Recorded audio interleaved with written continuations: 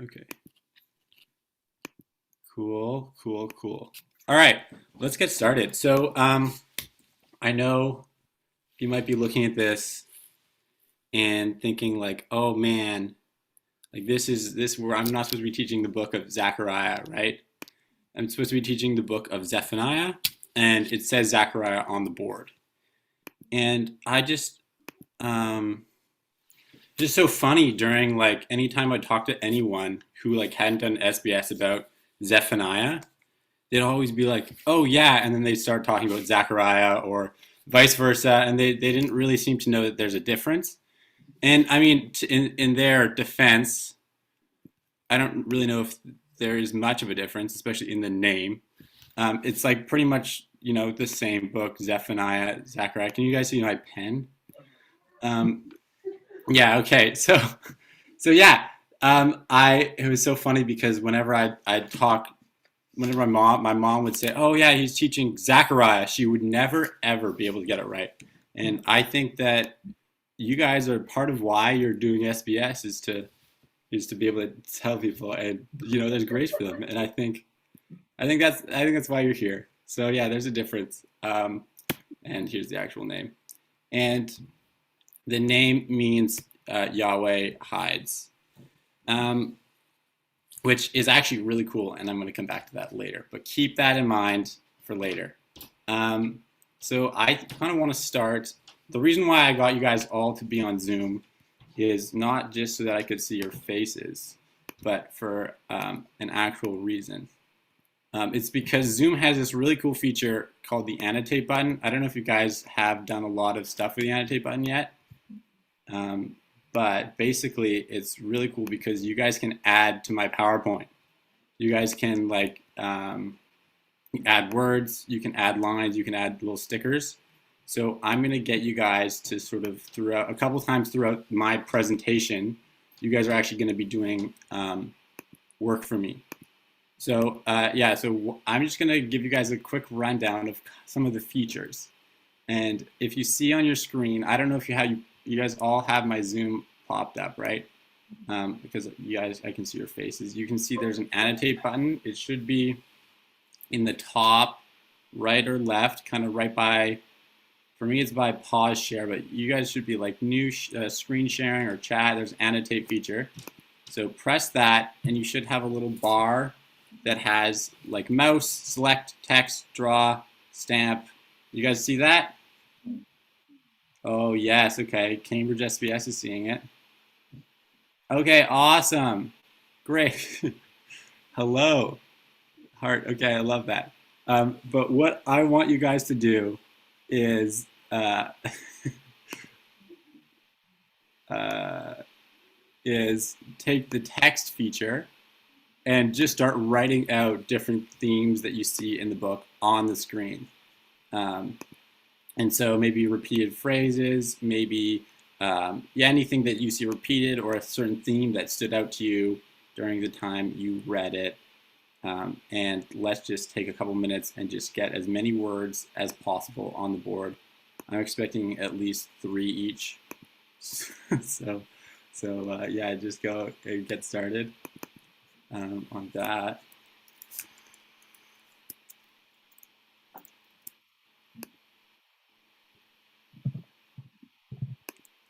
Okay.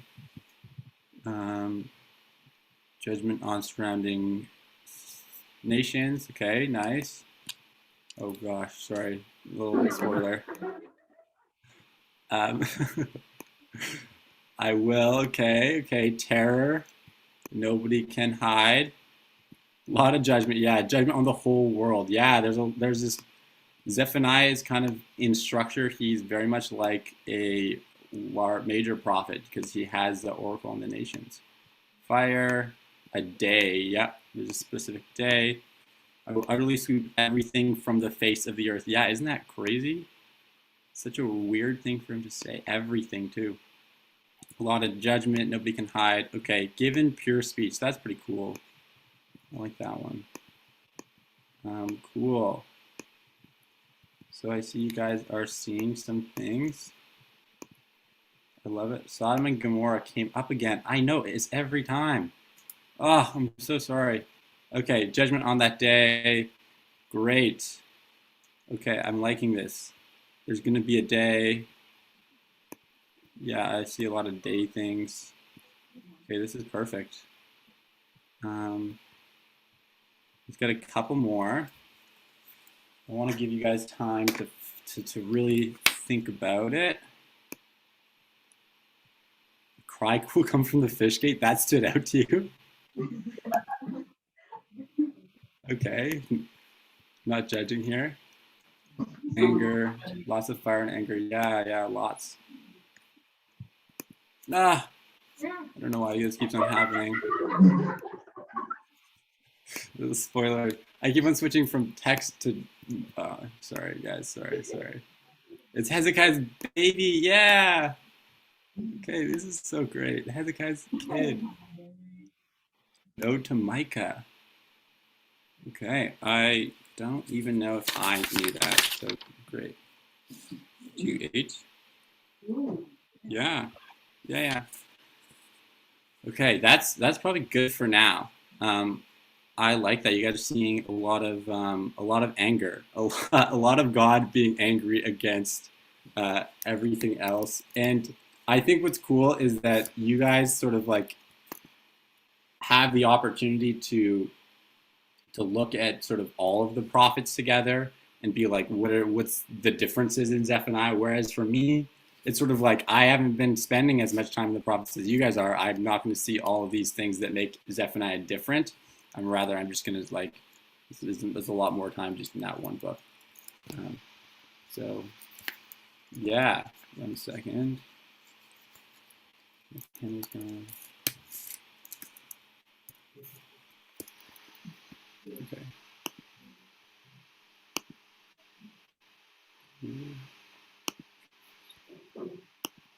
Okay. So let's get into, I just want to talk a little bit about me.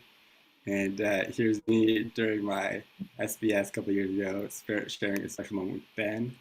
And I just love this picture. Staring into each other's eyes. So yeah, this is me, and I'm also on the screen. So yeah, this is a little history of my life. 2018, I graduated high school in Canada. I'm from Canada, and immediately after that, I was like, "What does God want me to do with my life? Where does He want me to go?" So I went to DTS in Kona Ships, Hawaii, where I went to Mongolia and Japan, and I read the Bible for the first time, and I was like, what is happening through most of this? But also, like, it seems like God is speaking to me through the Bible, so I want to know more about it. So if you haven't already guessed, I did my SBS in Cambridge back a couple years ago, and I loved it, and it changed my life. And then I went back home, and I decided to do something completely different and go into biology. And so that is now currently what I'm figuring out with my life is what the heck am I doing now? And how does this all relate? And why am I here? And I don't know, I think it's really cool and it's kind of an adventure. Yeah, so that's me. Yeah. I don't know. Also, if you guys have any questions at any time, feel free to just talk, interrupt me, or even if you want to like put like a text on the screen or whatever, it doesn't matter. Just like any questions you have, feel free absolutely to interrupt me. Okay, and then this is what I like. I really like traveling, exploring new places, and hiking. There's a lot of hiking where I'm living now, so I'm loving that, and I love getting new information. I think it's super cool to do that, and I really love diamond kebab. You guys still have it, right? Oh yeah, didn't it win like best kebab of England or something? Yeah, it won again just this past year. Crazy, so good. Honestly, so deserved, so deserved. Okay, that's about me. I want to hear a little bit about you guys, and I know sometimes that it's a little bit Well, I actually want to hear from each individual, but I have some like questions for each of you guys that you guys don't need to actually talk to answer. You can just use the annotate feature, and I'll show you guys a little bit about that. So if you press the annotate button, you have the thing, you have all the options, right? And I want to use the word stamp right now. So you can press stamp, and then you can choose your symbol, and then you can stamp kind of different places, right? Okay. So basically, what we're going to do is there's the first question. Where are you guys at in your survey? And why don't you guys just, or sorry, not in your survey, yeah, just stamp where exactly you are. This one's easy because it's objective. You guys, it's not really an opinion, right? So yeah, just stamp where approximately you are. Some of you are at out louds. You're, Oh yeah, you can hit the undo button. Oh. There's a little in that whole like row where it's like mouse, text, draw, stamp, arrow, erase, format. yeah, okay. Okay, PTs and BRI, it seems like. Okay, cool. It seems like pretty much you guys are all there. Great. Okay, how are you guys feeling about Zephaniah so far? This is kind of, it's mostly like these things are just joke words, but basically the top being like Zephaniah is bad, and the bottom being like he's my new favorite book, and I expect you guys to somewhere be in the middle. Unless you hate this book. Praise the Lord. Okay. Okay, you guys are sort of right in the middle, except for Erica. Hates it. It's okay, Erica. And CSBS Cambridge. Change my mind. Yeah, I'll change. Yeah, exactly. That's why I'm here. Okay. Cool. Favorite part? What you guys' favorite part of the best lecture you've ever been to? What do you like about it? Has Ben been doing a lot of singing recently? That's great. I think there's a lot of pressure on me now next teacher. Yeah. I only want one song. That's all. Okay. I think I can. All right. Perfect. Okay, you guys like application and historical background. Okay, good to know. Too bad I already made my PowerPoint. Okay. And I kind of wanted to hear about a book, one of your favorite books so far that you've done.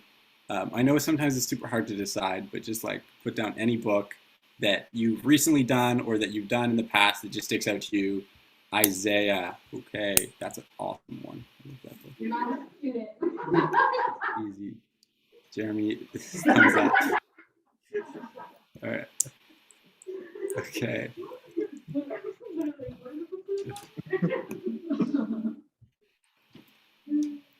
Exodus. Oh, that's a good one too. Isaiah again. Joshua.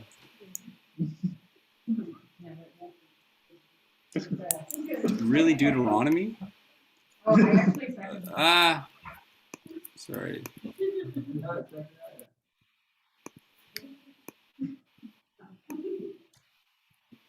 Deuteronomy, Job. Okay, yeah, Job blew my mind at how good that one was. Joshua, Amos, really? Okay, Ecclesiastes. That's so cool. Okay, and that's great. I think I want to, I want to kind of go around and I want to hear, I can like hear everyone's voice. So why don't we, I feel like we haven't done introductions except for me. So let's do that where everyone kind of goes around and says their name. I can see your name, but just say it so I know how to pronounce it. And where you did your DTS and fun fact about yourself. And it can be any sort of fun fact. Yeah, was that a question, Marissa? What? He said no. Okay, all right. Who's starting? Maybe take a minute, think about it. No.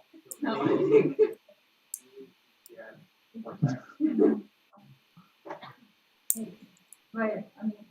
A new, actually, yes.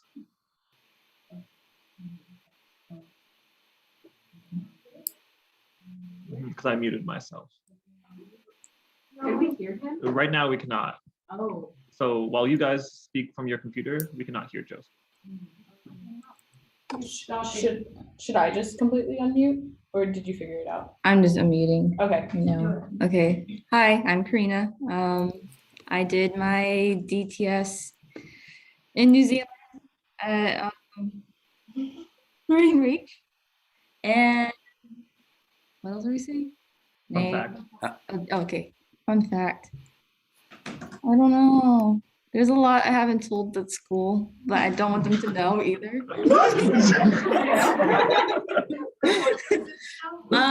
Wait. I used to ride motocross when I was younger. Surprise. I thought I told you guys, but Yeah. there you go. They know that. Go for it. Okay, should I do my volume too so we can hear him or no? No, that's complicated. Okay. Okay, cool. So just letting you know, we can't hear you at all. Okay, I'm I'm Erica. Erica. I did. Did DTS at YM Yosemite. uh, That's where I met Stephen Whitlow. So we're not siblings. I need to make that clear to everyone. But, Because people know when we first started dating, so many people were like, you guys look like siblings. But it's not what I want to hear at the beginning of a relationship. Is I have a type of like synesthesia, which I don't know if you know what that is. It's like where you like associate like colors or something with sounds. But mine is every single color, shape, letter, and number has a specific personality and gender. Mhm. Wow. So I didn't even realize It was a weird thing until my kids. I was like, what's your favorite letter? And I was like, well, R, because she's very feminine. And she's standing next to a very strong woman who is S. And T isn't that strong, but she kind of is T. I was looking at me like I was a crazy person. I was like, wait, was I really saying that one? Except S is a man. No, S is a female. S is definitely female. Okay, I'm copying myself now.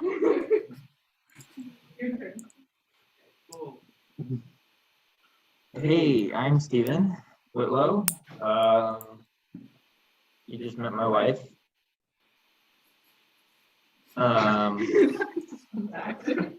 Yeah, that's my fun fact.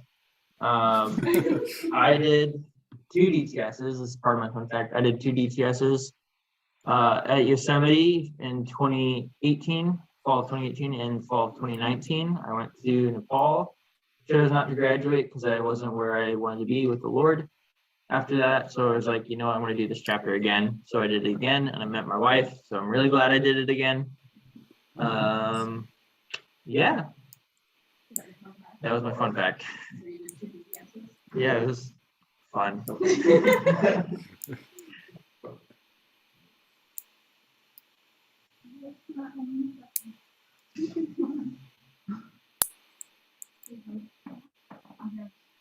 Sorry, I lost my unmute button. Hey Joseph, I'm Hannah. I did my DTS here, and a fun fact that happened in the last year since you've been gone is I went to Switzerland for a year, and I got to go on outreach to Tanzania as well. So yeah, now I'm back here in Cambridge doing SBS. So cool. Hey, I am Ariana, like Ariana Grande, but I have more letters in my name, so I'm cooler. And I'm not Hispanic. But I know, surprising with my white skin. I did my DTS in Lausanne, which is how I know Hannah. I did it at the beginning of 2020, which was fun with what the world was going through at the time. And my fun fact is I am color deficient, which means I am not colorblind, but I have some hues of some certain colors that are really wacky, which is very rare for a woman. So I'm special.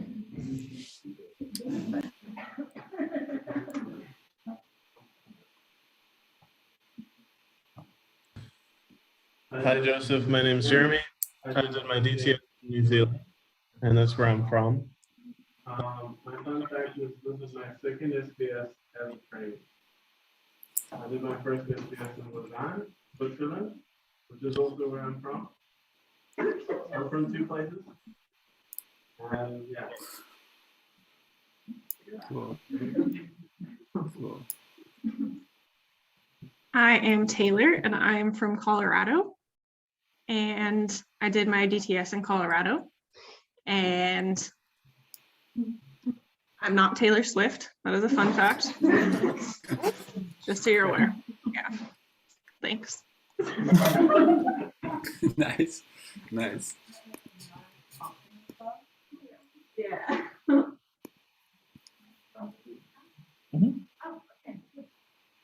We're doing staff. Hi, Joseph. I'm Marissa. It's a pleasure. I did my I'm from Oregon. Did my DTS in Oregon.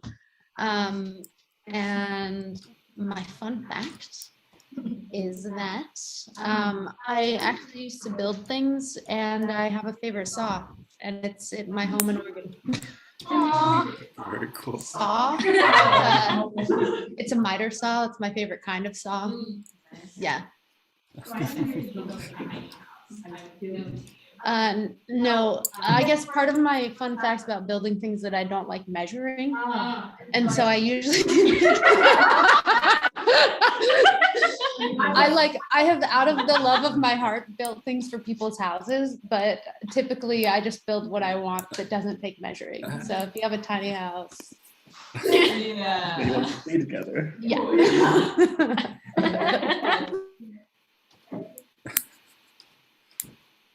Like a lot of fun facts about me just now. Yeah. I'm Victoria. I did my DTS when you did your SBS here in Cambridge.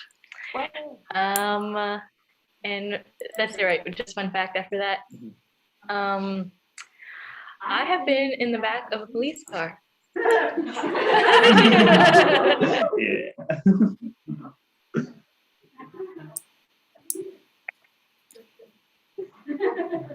Okay, I think we can hear you now, Joseph. All right. Okay. Yeah, Ben, you're not doing one. Yeah. How are you? You can do it. Okay. Hey, I'm Ben. Hi, Ben. All right. Yeah, I like math. Does that count as a fun fact? Yeah. Okay. A different fun fact. I can make myself pass out.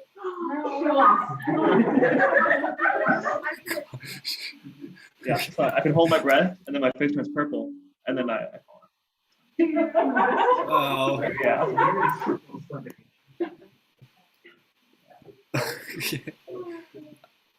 All right.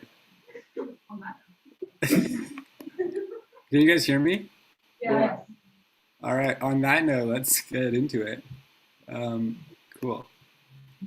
Okay. So I think what I discovered last time is that I just can't pace it all, and I have no idea how long this is going to take. So I'm just going to kind of see what happens. We might finish half an hour early or half an hour late. No, we won't. But I'm just going to start talking and see what happens. So I think authorship is one of the more interesting parts about the BRI for Zephaniah, because of the one thing that you guys have all noticed, his genealogy. Now, his genealogy is really long. Actually, it's like unusually long, and you can see that there's four. There's Cushi, there's Gedaliah, there's Amariah, and there's Hezekiah. And so the question that we have to ask ourselves immediately is why? Now, I think you guys, it seems like you guys are hinting at some of the answers that you already know. Okay, well, Hezekiah is an important figure in Jewish history, so maybe it's King Hezekiah. And I think that makes a lot of sense, but why wouldn't it just say King Hezekiah? Why wouldn't it say like the former king of Hezekiah? You know, what's the deal with it? And one thing that I want to say before getting too much into this is I want to look at the other prophets' genealogies just to see how weird this one is. So I went through all the prophets, so you don't have to, and I compiled a list of their genealogies. And so we're just going to quickly go through them and note how many genealogies it goes up to. And so Isaiah only has one. Hosea also only has one. And then as we go through them, we see, okay, a lot of ones. Obadiah doesn't even have one. Micah, yeah, Micah has one too. A lot of ones. Nahum has one. Habakkuk doesn't even have one. Zechariah has two. Interestingly enough, he's the only one who will have two, besides Zephaniah, who is double that. And Malachi, Ezekiel. Okay, so this is weird. This is weird to have more than one. It's weird to have more than two, and it's definitely weird to have four. So this is definitely odd. And why? Okay, so there's a couple sort of thoughts on if this is Hezekiah's kid or not. The first one against it is maybe there's a couple of people, scholars, that argue that there's no way this Hezekiah would be more specific. It would say that Hezekiah is so important.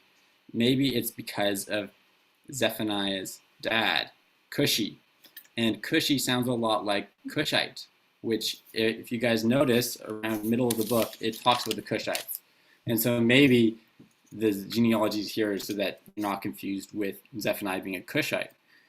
But there's also 4 of genealogies, and do you need 4 to make sure that he's not a Cushite? Like that seems like overdone. So the other option is that Hezekiah is someone else important.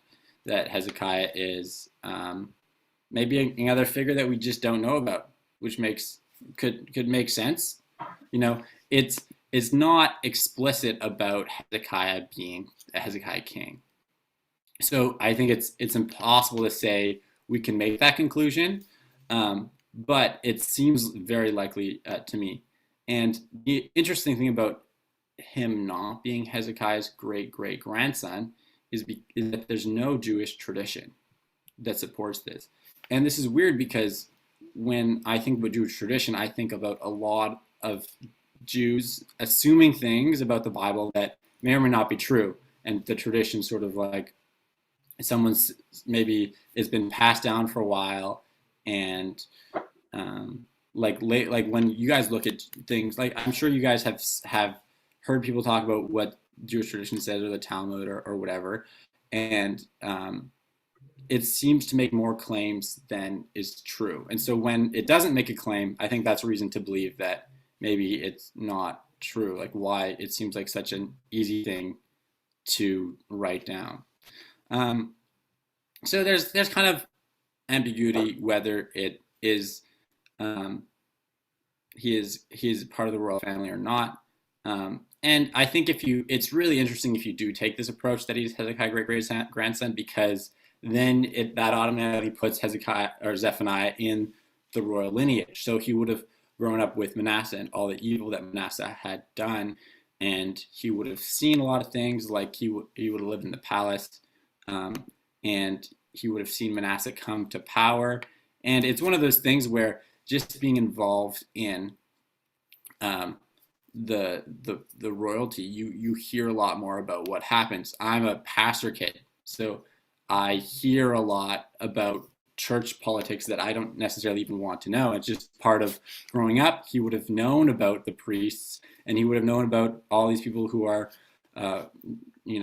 messing up worship, and he would have been more aware of this. So that's kind of I think that's for at least this is super interesting position to take.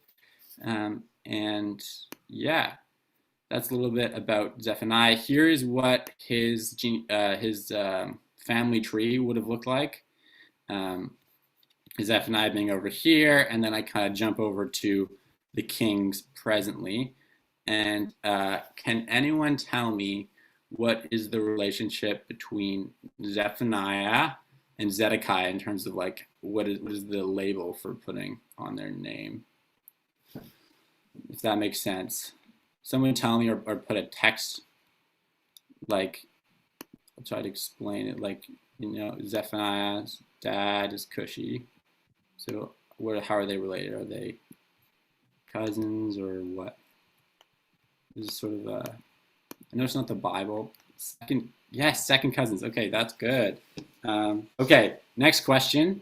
How is Zephaniah related to Josiah?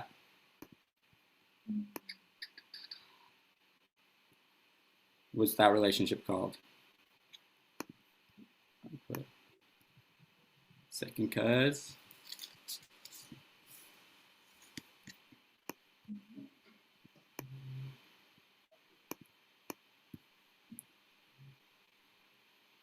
Does anyone know?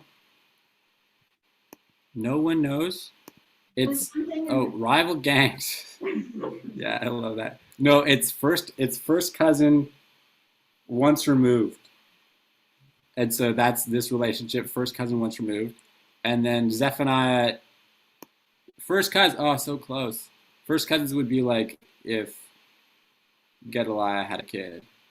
If Cushi's brother would have had a kid. Okay, and Zephaniah and Jehoiachin. That one's another tricky one. I don't know if you guys will get that.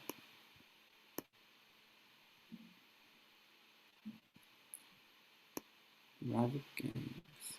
Okay, I'll just tell you. The answer is second cousin once removed. I had to look at a family tree definition. I have no idea, but it's kind of cool to see that Zephaniah and Josiah were first cousins once removed during the time that Zedekiah spoke. Okay, so I have some homework for you guys. Now that you guys know how to use the text feature, I want you to try to fill in this this genealogy, not this genealogy, sorry, this table as best as you can. A little bit of practice on what you guys remember, and see what how you guys do. So yeah. Take a couple minutes and just fill them in. Okay. I love this text thing. This is such a good idea. Okay, 29 years. Yeah, okay. Yeah, the length of reign is sort of, see if you guys remember that. It's kind of a tricky one. Good, 29 years. Yeah, I'll give you, the length of reign was actually on the slide just before. Open the doors to the temple. Sorry. Okay.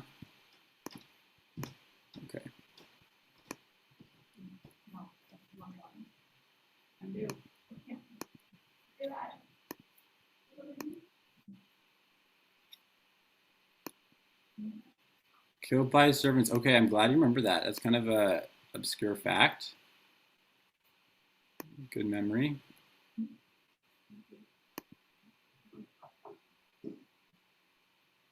Okay, Manasseh did not live 22 years. Sorry, that is incorrect. I think you're thinking of Ammon. 55 years, that's correct. I think this is 2 years. Oh yeah, perfect.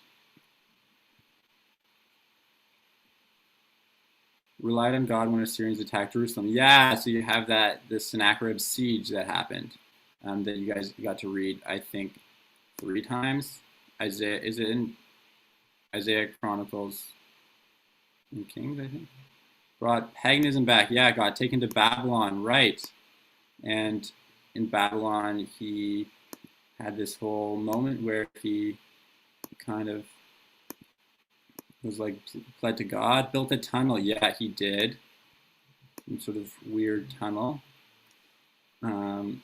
He diverted a spring or something. Repented in distress. Yeah, that's part of God. And taken to Babylon. Brought paganism back. Good. Okay.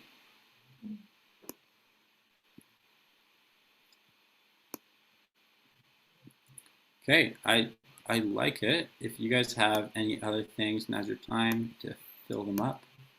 But I think that's pretty good.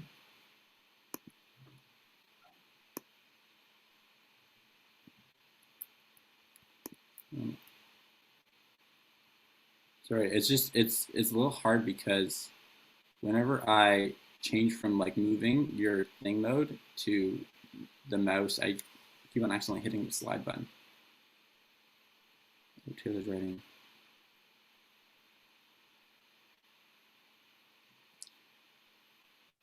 Okay, I think you guys are done. Oh, nice. King of Assyria captured Manasseh with hooks and bound. Yes. Yeah, so Manasseh had a pretty ugly fate there until he repented, I guess. Yeah. Okay.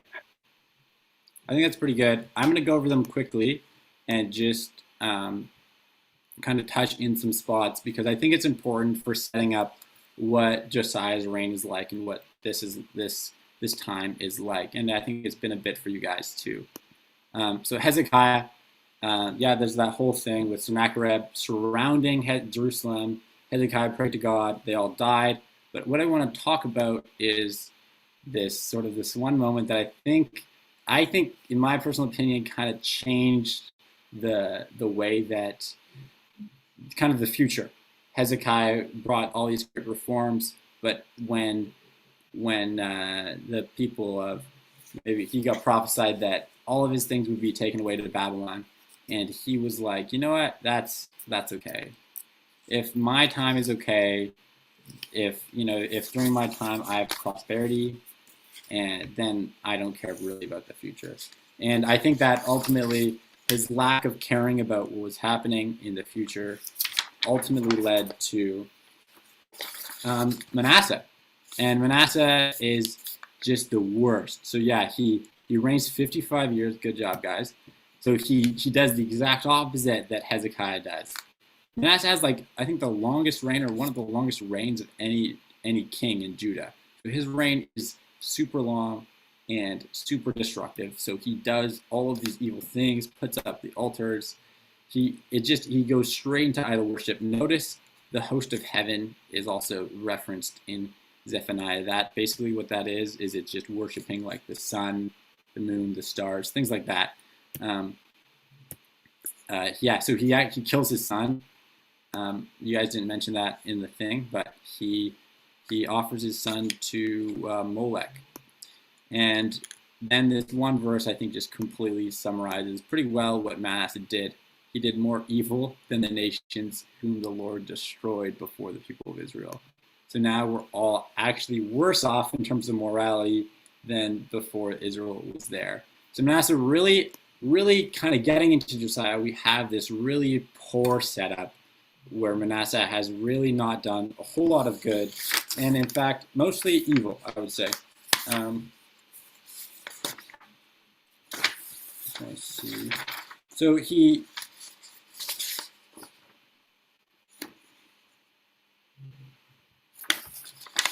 so Manasseh does a lot of evil, and Assyrian texts mention him. They talk about how he supplied building materials to Nineveh, which is another city that's mentioned in the negative connotation in Zephaniah. And we'll talk about more Nineveh later, but he also stooped down to kiss the feet of Ashurbanipal. And so he really he became a vassal, and he started giving money to them and started supporting them, which is exactly against what God wanted him to do. Okay, Ammon. Pretty short. I don't know why I have a whole slide for him. Yeah, 2-year reign. Good work. He did pretty much just as evil as Manasseh done, and his servants conspired against him, killed him, and then put Josiah in his place. So Ammon, he kind of had a short reign. Didn't really do a whole lot. Josiah, I think, we know that he did a little bit more. So another break and more work for you guys to fill in this table as best you can. Go ahead. Be released into that. I want to, is it hard? Yeah, it was 16. Yeah, the dates are super interesting. How explicit they are. Sorry. Did something. True. Did something at 20? Yeah, he did actually a lot of things at 20. I think it was 26, maybe. Yeah, so he found a book of the law while clearing out the temple. Did not like Pharaoh Necho, yeah. For his downfall is his distaste of Pharaoh. Repairs the temple, yeah. Okay, I'll just organize this a little bit. Because Ahaz had it hidden. Oh, I actually didn't know about that. It is hidden, okay.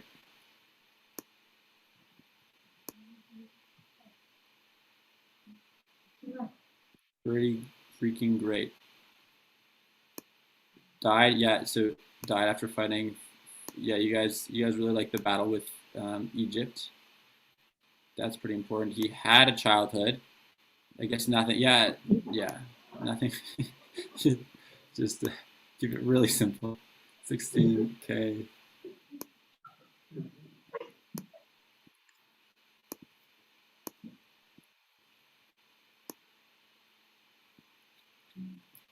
Sorry guys, sorry. Spoilers. Defiled some pagan altars with bones. I don't know what that's talking about.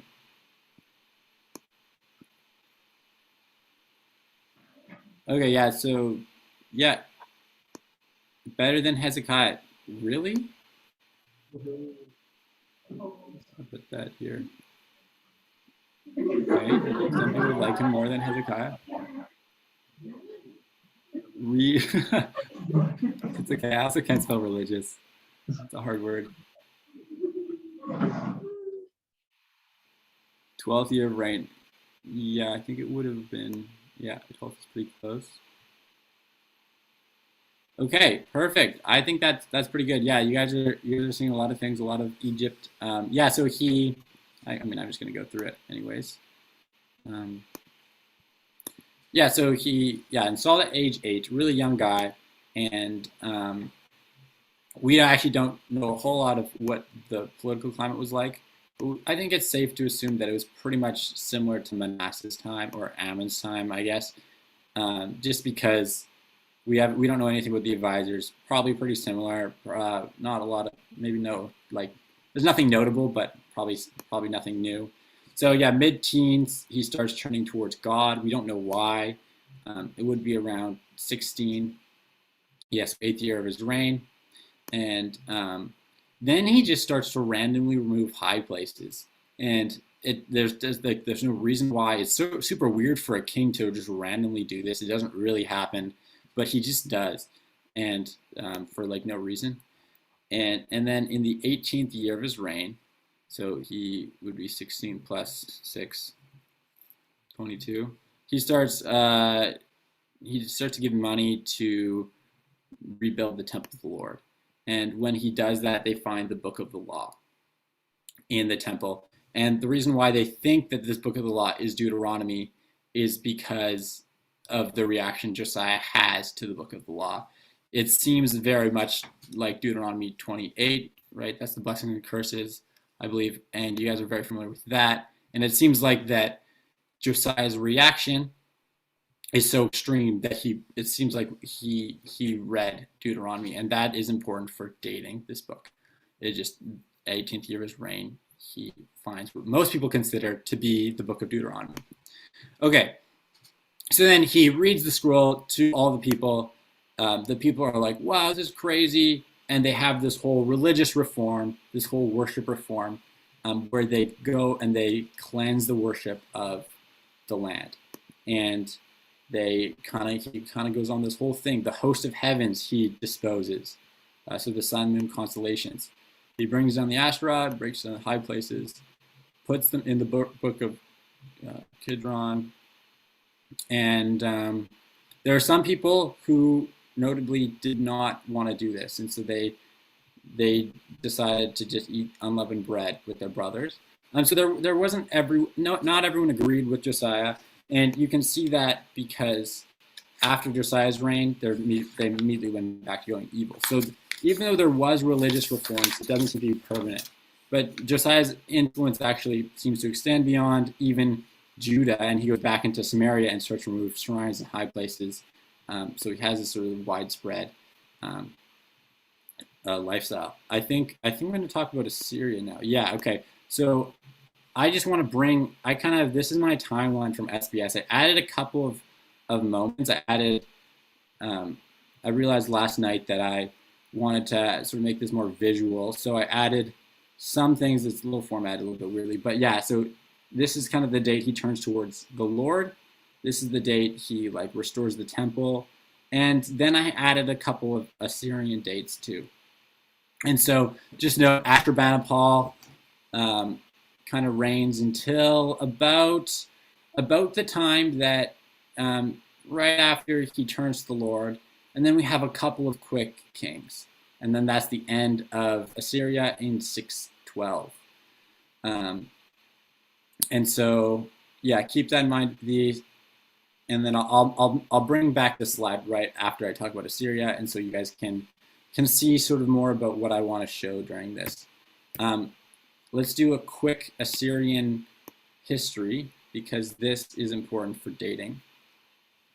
Ashurbanipal is known as the last great king of Assyria, and if we go back, we can sort of see, okay, last great king is this guy right here. Then we have quick kings, then Assyria falls. So last great king. He builds this massive palace in Nineveh. This palace is insane. It's called, I don't know if I have it on the slide, but they always refer to it as the palace with no rival. That's what he called it. The palace that's bigger than every other palace in the world. And I think, yeah, I'll talk more about this when I get to Assyria, or I'll talk more about the palace. But interesting enough, after his reign in 639, the annals stop. So the information about his reign just stops randomly. And so notice that that's pretty early on in Josiah's reign. 639 is right here, right? And so what this means is it's, kind of ancient Near Eastern, they kind of had this motto when it comes to history, like if you don't have anything good to say, don't say it, right? And so people wouldn't record the battles they lose. They wouldn't record all the bad things that happened to them. Notably, right, Judah, Israel did. So they're kind of the outlier. But most people wouldn't record anything bad that happened. So what's interesting is that after 639, right after Josiah becomes king, the annals stop. And the annals stop for the rest of the kingship. So we don't know a lot about what happened in Assyria with official documents during this time. Everything that we know is from state letters, prayers that we've excavated in other documents. And from what we can see from this time, the political situation is getting pretty bad. And it seems like there's a lot of upset. We're not sure about the security of Assyria. We don't know what's going to happen. We just know it's bad, and it's getting worse. And so you have this next king. He's so insignificant. I'm not even going to try to pronounce his name. We don't know a lot about him because the annals have stopped and no one talks about him. We assume that he didn't do anything important. We assume he didn't have a military campaign. Yeah, so he had a brother, and people think that he killed him. There's no evidence for it. The evidence is a little bit watery, but this is his brother who then, an important thing happens is Nebuchadnezzar makes an allegiance with the Medes, and he becomes king of Babylon. And this is important because it's kind of the beginning of the end for Assyria. Once he becomes king, he starts to consolidate his power, and and then he starts to take over Assyria. And so by 1617, all Assyrian garrisons have been removed from Babylon. So that's the 23rd year of Josiah. And he tries to stop Nebuchadnezzar, but he couldn't. He tried a couple times to battle him, but it just seemed like he wasn't strong enough. And And then in 1614, the Medes attack Assyria. They take over Ashur, the religious capital, and couldn't take Nineveh. And so they launched this massive attack. The reason why I'm talking about Assyria and the history of Assyria is for dating the book. Zephaniah, especially in the Oracle of the Nations, it talks about Assyria, and it talks about Assyria in an extremely high regard, especially Nineveh. And we know Nineveh was destroyed in 612. So when you're dating this book, you're not going to be able to go past 612. And so the question is, at what point during this line, if Assyria is getting worse and worse, does it make sense for Zephaniah to talk about Assyria like this?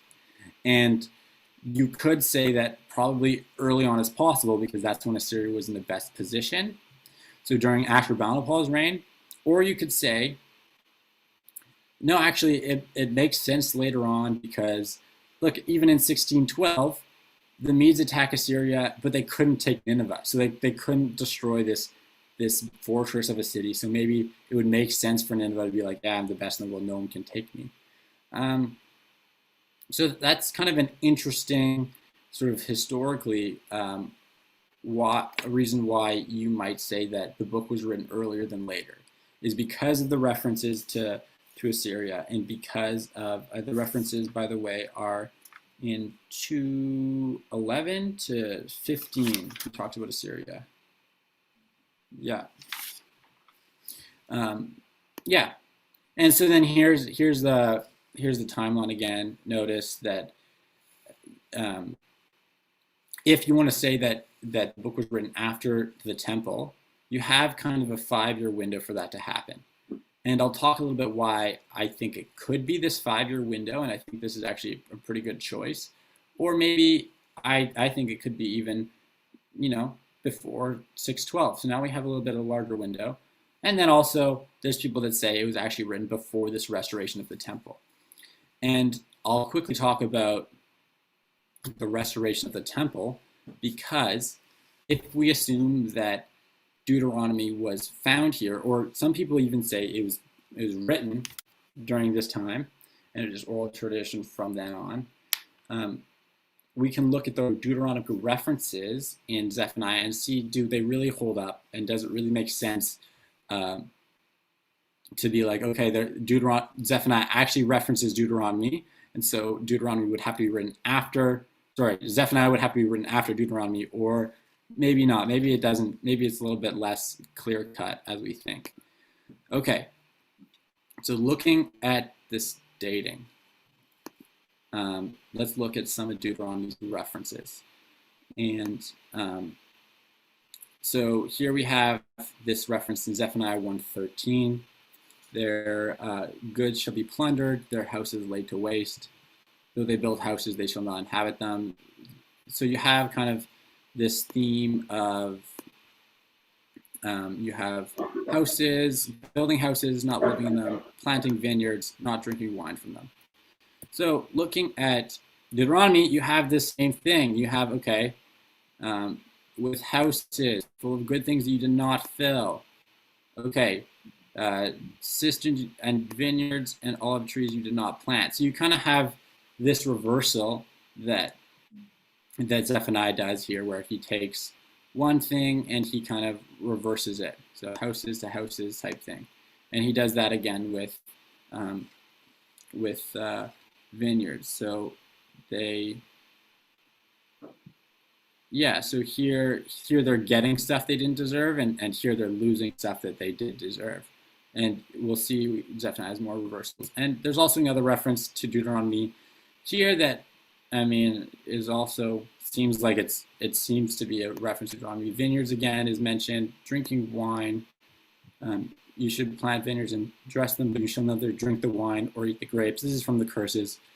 And again, you have this sort of, you're going to do things, you're going to try to, all what you get is going to be taken away from you. And so I think it's, interestingly enough, though, there is a reference to Joshua. So you could say actually Zephaniah was referencing Joshua. Same thing here is eat eat the fruit of the vineyards that you did not plant. So here's kind of a reversal from Deuteronomy. And I think that it makes a lot of sense for Zephaniah to reference a book that was written earlier or written around the time rather than reference an old book. And this reference seems a little bit less clear as the Deuteronomy ones. So yeah, there's a couple of things for you to look at when you're dating is how are these references holding up? There's another reference here is Zephaniah says, I'll bring distress in the mankind, they shall walk like the blind. And that's very similar to Deuteronomy, talks about blindness in the same way, talking about the people becoming blind because of their sins. And nowhere else in the Bible does it talk about blindness like this. Actually, Isaiah references blindness in not the same way, but he has a couple references about blindness, and he talks more about the people becoming blind. So it seems like there is a little bit of similarities between Zephaniah and Deuteronomy. And so if you want to say that Deuteronomy was written before Zephaniah, you might be looking at a post-restoration date. And, okay. So I'm going to kind of lay down the options that I kind of talked about already. So our first option is during Josiah's first couple years of his life. You have first 8 years. Josiah has little influence over the nation. And kind of what he does is little to none. And the culture is kind of the same for Manasseh, a lot of similar things happening. And this would be sort of a time when Zephaniah would be probably the most opposed and probably the most controversial. But maybe it's sort of what inspired Josiah to do his reformations. Maybe it's the reason for it actually, because we don't get a reason when he starts his minor reforms. The other option is during his minor reforms, and he's aged 6 to 26, and this is when he starts to remove idols across Judah, and so he starts to have these little reforms. Maybe this is why. And again, we look at how Zephaniah was received at this time. Maybe it would have been more positive. I mean, Josiah certainly would have supported it. And yeah, I think it's fair to say that he could have written it then. Major reforms, this one makes sense because of the Deuteronomy verses. And you just have to be careful on where you think he wrote it during the time of Assyria, like how Assyria would have been doing. Josiah discovers the law, and he purged the land of idolatry as he went over. And this could have been something that really helped Josiah's leadership, and actually maybe it sort of encouraged the people to go even further than what Josiah was commanding and really to search their hearts for how they needed to change on a heart posture. Because it does seem to mention that they were worshiping Yahweh during the time to some extent. And even though they were doing it kind of poorly. Yeah. So I hope that's a little bit clear, or maybe you guys have more questions after that, or are you even more confused? But I hope not. Okay. And then, yeah, you have to look at Assyria. Okay, so one last time, here it is. For you guys, here's Nebuchadnezzar. I didn't mention him. This is kind of his coming up, and then he's now king of the world right here. Okay, let's talk a little bit about the audience. Have you guys seen this picture before? That one? No? Okay, nice. Okay, I thought people would. Okay, Dan Lewis loves this one. I think I got it from him. So this is a really old, this right here is a really old clay pot. And it was discovered pretty recently, I think just like 50 years ago or something. But, hello? Okay. So a major theme in this book is syncretism. And what that is the mixing of two cultures and identities, and sort of taking maybe the worship of Yahweh, the worship of Baal, and kind of putting them together. Syncretism, yeah. And there's a bunch of references to the book here. So this clay pot is found in the, sort of North Sinai, and has the words, "I have blessed you by Yahweh of Samaria and by his Asherah." And so what this is kind of the drawing. You can see I'm kind of tracing it out, and that correlates to this drawing. So what they did is they took the clay pot and they just analyzed it and then kind of exaggerated all the lines so that you could see what it was a drawing of. And you kind of have here in the corner we have what looks like an Egyptian god, and you have Baal. I think this is Baal, and that's Yahweh. So you have this mixture of different different gods, and as you can see, their private parts are extra large because Baal was a fertility cult, so they're really into that.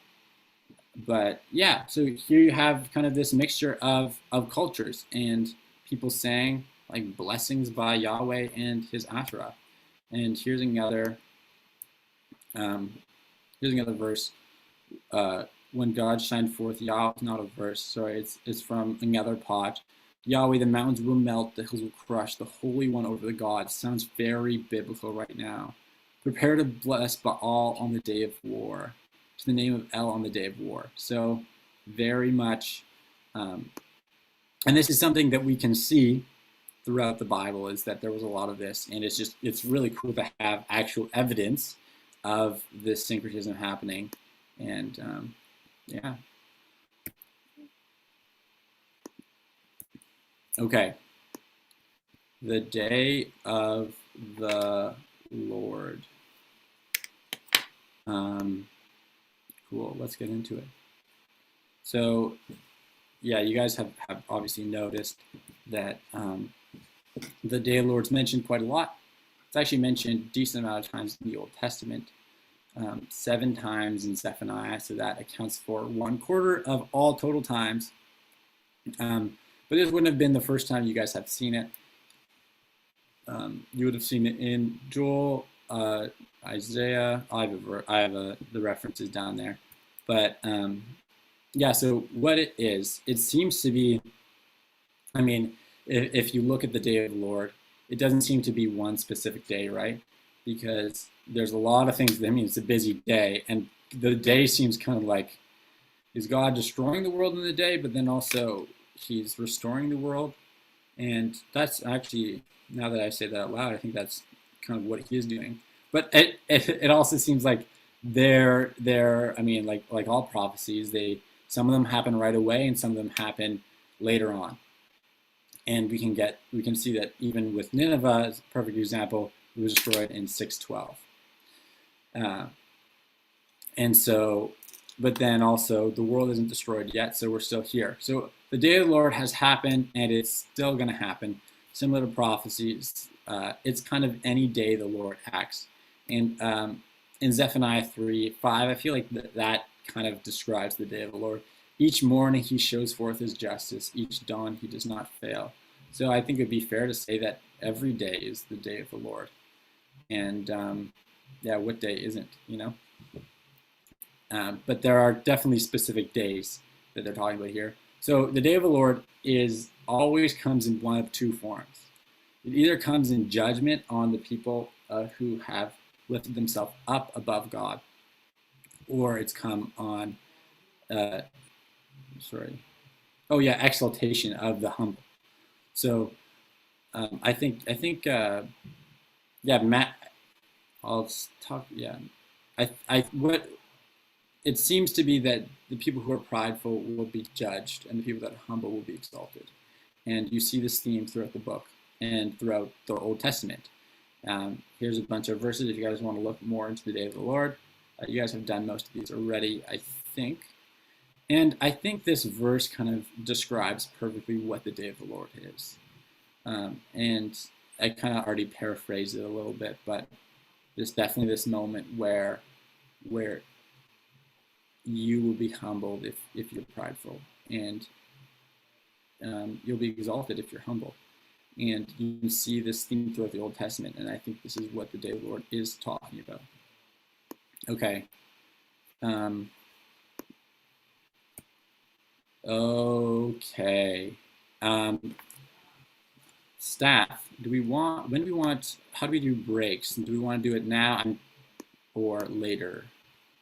Do it Let me know. now or like within 15, 20 minutes-ish.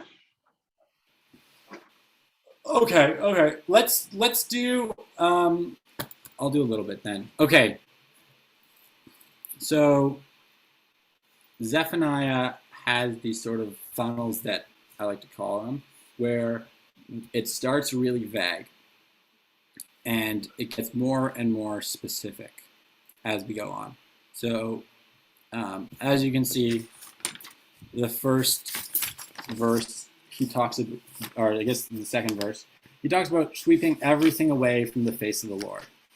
So we start really, really vague. Actually, everything is going to be destroyed. Verse 1. Okay, so it starts really vague, and he kind of gets more specific on what's happening, what the judgment is going on, and he does this a bunch of times. So to start the book, I want to have kind of another activity where you guys can take a couple minutes, read through maybe the first chapter, just kind of however long it takes for Zephaniah to become kind of vague again or more broad. So he's going to get more specific and then more broad, and we're just going to focus on what he's getting specific on. So again, use our text tool, and when you kind of come across what he's judging, just toss it on the funnel, and we're going to see maybe how he gets more specific through this first funnel. So yeah, let's spend a couple minutes and do that. Yeah, does that make sense? Nice.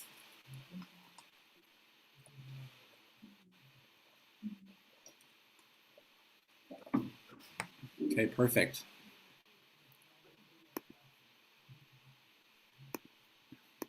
I already see a little bit of, yeah, okay, good. Mankind, the wicked, okay, the official, oh, okay, we're getting more specific. Oh, man and beast, yeah, okay, good. So you guys have, don't go too fast, because you might miss some. The officials,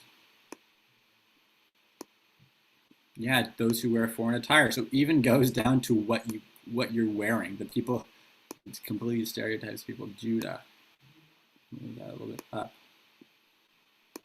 The officials. Okay, the complacent. What an interesting word. I will talk with that word for probably 10 minutes. Everyone who leaps is so weird, right? It's that like just the randomest things. The king's son. Yeah, okay, another word I will talk about for probably too long. Traitors.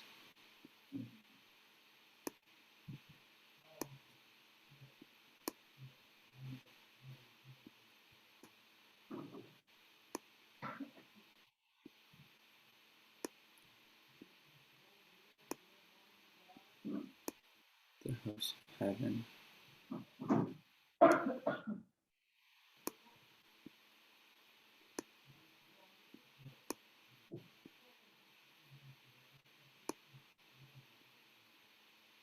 Okay, nice. The inhabitants of the earth. Yeah. Those who weigh silver. Yeah, okay. Super specific.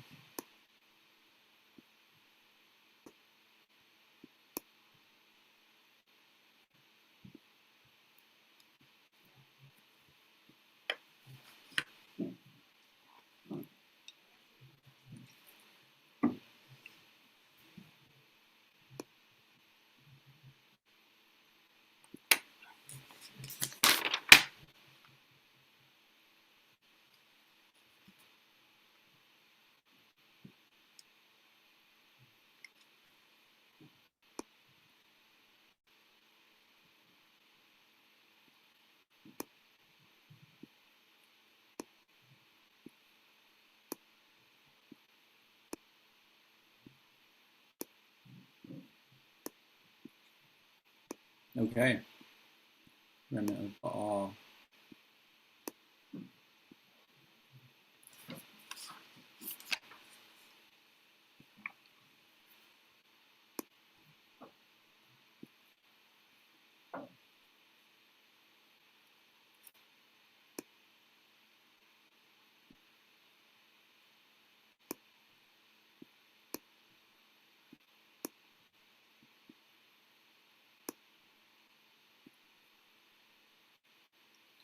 Okay. Yeah, I mean, this is good. This is really good. I like what I'm seeing.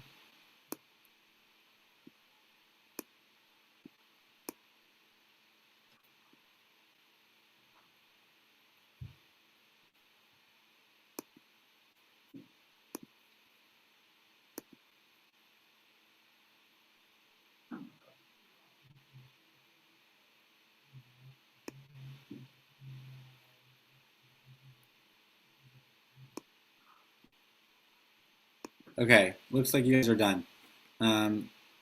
Great. Yeah, so exactly, you guys saw this. I don't feel like I need to explain anymore. He starts off really, really vague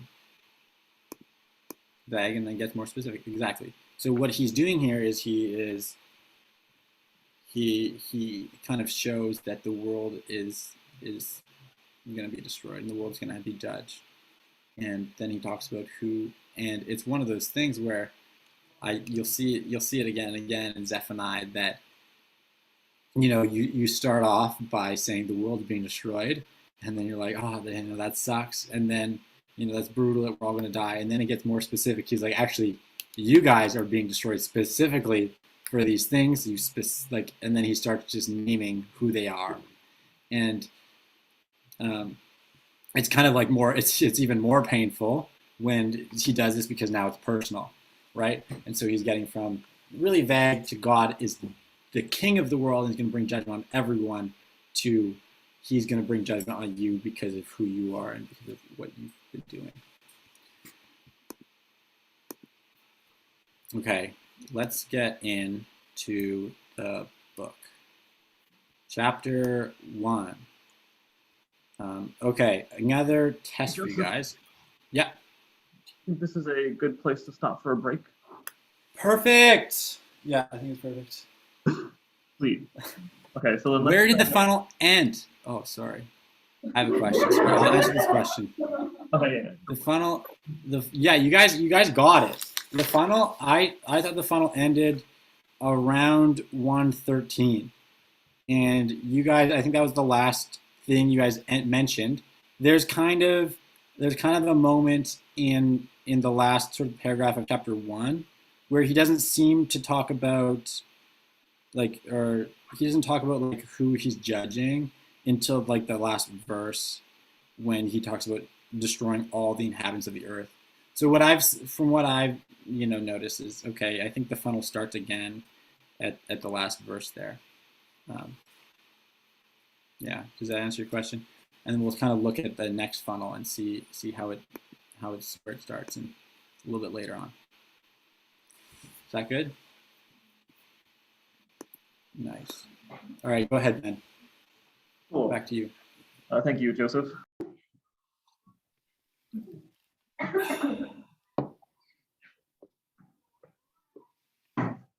Is everyone? No. Yeah, I'll give you the camera's not working, but it should be momentarily. Oh, nice. Cool. How was your break? Yeah, thumbs up. I like it. Good break. Okay. I also had a good break. Made some tea. Cool.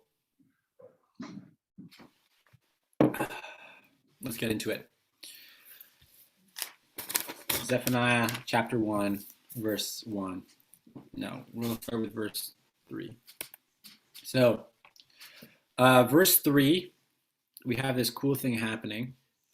I mentioned actually to you guys another reversal that happens in the book, the Deuteronomy one, where it switches from them coming to a land and getting houses and wine to now working for this house and this land and wine and whatever, not getting it. So in chapter 1, verse 3, there's another reversal. This one's a little easier to get than that obscure Deuteronomy reference. So look at that verse and see if you can spot the reversal and what it's reversing. And if you notice it, feel free to either just shout it out or type it on the screen or whatever. But yeah, just that one verse, verse 3. Geez, there seems to be a reversing of something.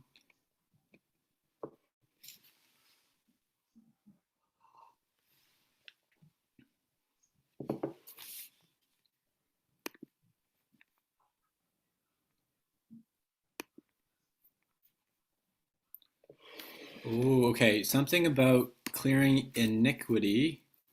Genesis 1:12 being fruitful and multiply. Oh, okay, interesting. And I guess the reversal would be now that they're being unfruitful and not multiplying. Is that what you're referring to? Yeah.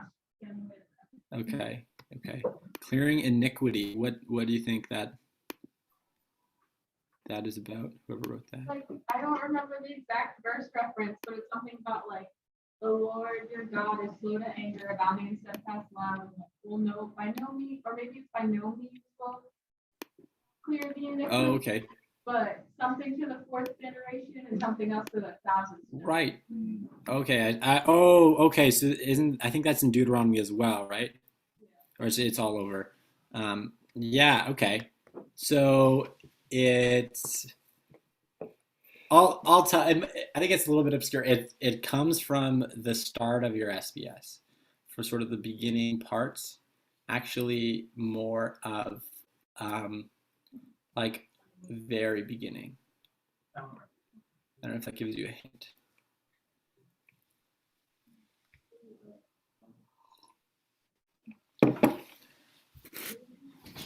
Okay, I'll tell you. Fine. I didn't want to. Okay, but so something I want you to notice is it is kind of obscure, but there's a specific order in which interrupt me if you figure it out by the time before I share it. But there's a specific order. You got it? Yeah. What is it? I think Taylor got it.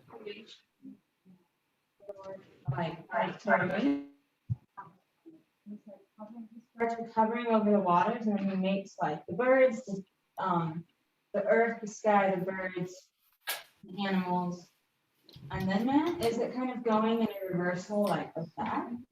Yes. Okay. Yeah, you got it. Good job. Yeah. So that's what it is. Just as you can see that. Yeah, Zephaniah made man, and God is destroying man, beast, birds, and sea. And from Genesis, this verse here, Genesis 1:20 to 26, God makes them in the reverse direction. So he starts with making the living creatures, and then he makes the birds, and then he makes the beasts, and then he makes the man. So what seems to be happening is just as God created the world, now he's destroying the world. He's destroying it in the exact opposite way that he made it. So this absolutely complete destroying of everything is kind of seen by the opposite of creation, is destruction, right? So the opposite of the creation story is the destruction story, which is what God is saying here, and which you can see in verse 2 when he says, I will sweep away everything. Yeah, so that is the kind of the first reversal we see in Zephaniah right at the beginning. Yeah, and so I don't know, just a question that I want to give you guys is what is Zephaniah trying to say to people here? What would this have meant? What is he trying to show them and tell them about who God is and what he's doing? Yeah, okay, so verse 5, they talk about swearing to Molech.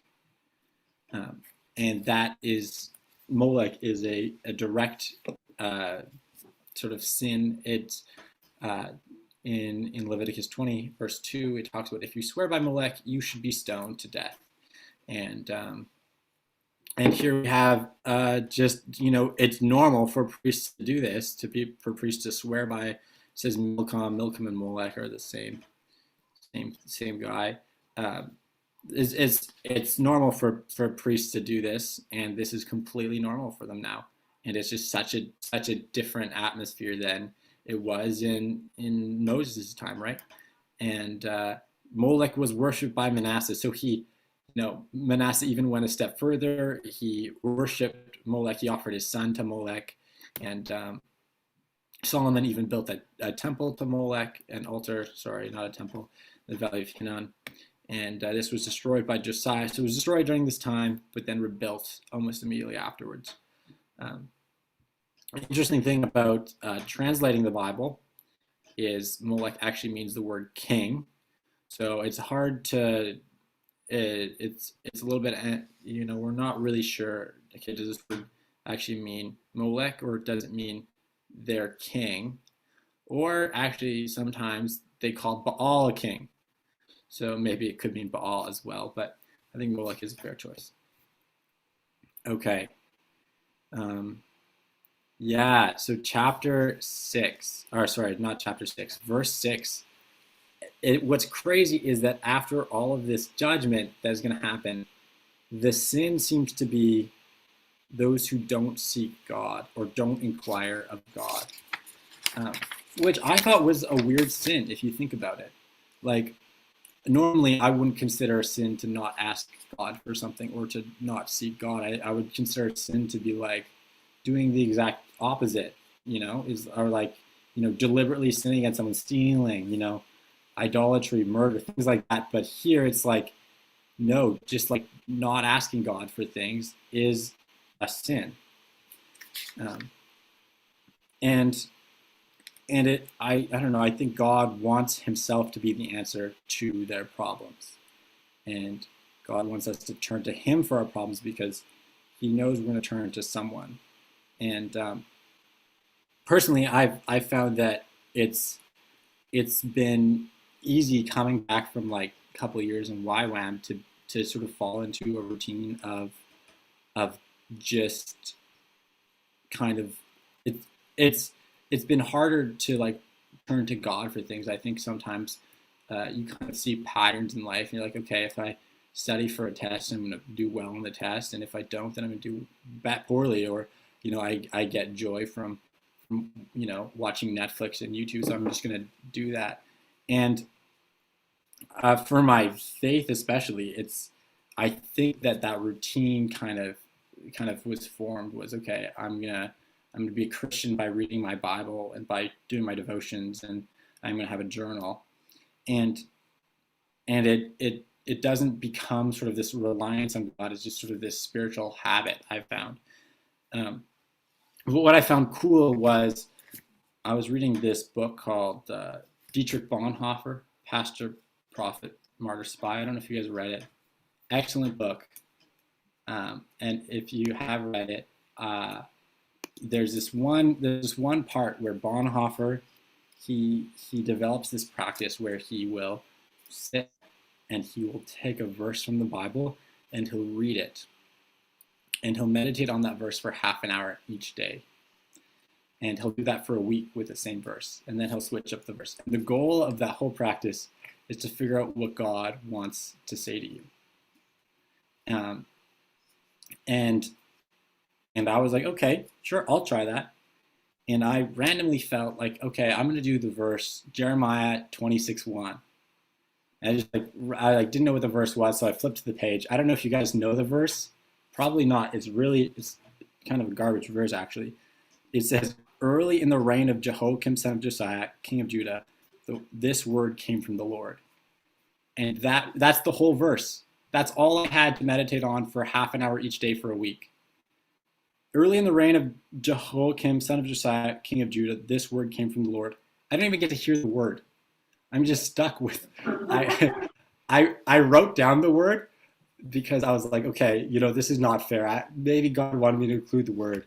And in my journal, I crossed it out because I was like, no, I can't, like, that's not the point of this. I felt like it was just this exact word. And it was so, like, the first couple of days were like, this is boring. I have no idea what to get from this. There's no word of God. Like I don't know what the word is. Like, what am I supposed to do? And then it kind of dawned on me that the whole point of this was to hear the word of God.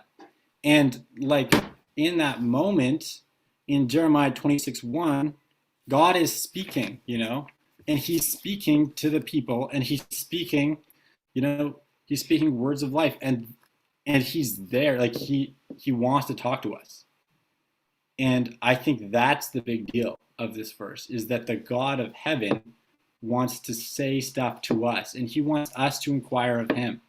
And this was like an invitation for me to, like, hey, like, are you asking me things? Are you coming to me for things? Are you seeking me? And I like have come to like love this verse, not because like there's a lot in it, but because God is talking, and I think when God's talking, that's important. And so I think the same thing is God is challenging the people. Like, I'm trying to talk to you. Are you going to look to me? Or am I important? And so that's the first. Sorry, I gotta get my watch. That's the first paragraph of the book. Nice. Okay. And then my challenge to you guys is to ask yourself, in what of your lives have you stopped listening to God? And where are those areas? And where's God inviting you to bring him back into your life? Okay. Moving on to the second chapter, or second paragraph. Okay, in verse 8, Zephaniah condemns the king's sons, the officials and the king's sons, which if you say that Zephaniah is a royal lineage, he's actually condemning his relatives, and he's actually condemning himself here. And we'll talk, I'll bring that back in just a second. So in verse 8, they talk about array themselves in foreign attire. Do you guys know what that's talking about, or have any ideas about that? Feel free to put them on the page or whatever, shout them out.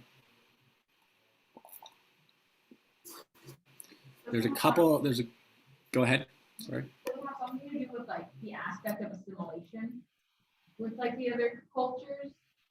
And like, yeah, that in the law, there's very specific requirements in regards to what they could wear, like as being one full material. Mm-hmm.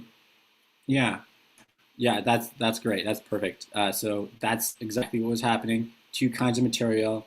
There's a couple of verses about that, and yeah, I think it's about being assimilated and being different than the other nations in a very visual way, right?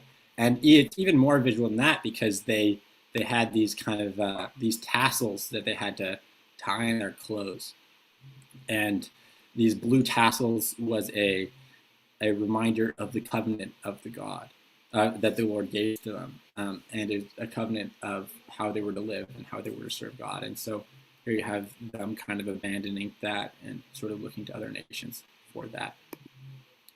Okay, stepping over the threshold. This is one of the cooler. I think this is a pretty cool reference. Can you guys? Do you guys have any idea what this means? No. Okay. I'll give you a hint. I don't know if this will spark anything, but look to the image on the PowerPoint. Okay. Does it inspire any ideas? It's okay. I'll tell you. It's really obscure. So there's a couple of ways to interpret this verse. I get super excited, but I love it. So this is a very hard one to translate. A lot of scholars have difficulty with it. And if you look at the LXX, it also has no idea what this verse means. Stepping over the threshold is super obscure, and people are like, are you sure it means this? Are you like, what? It doesn't make sense. But back in 1 Samuel, there's a reference to stepping over the threshold of the altar.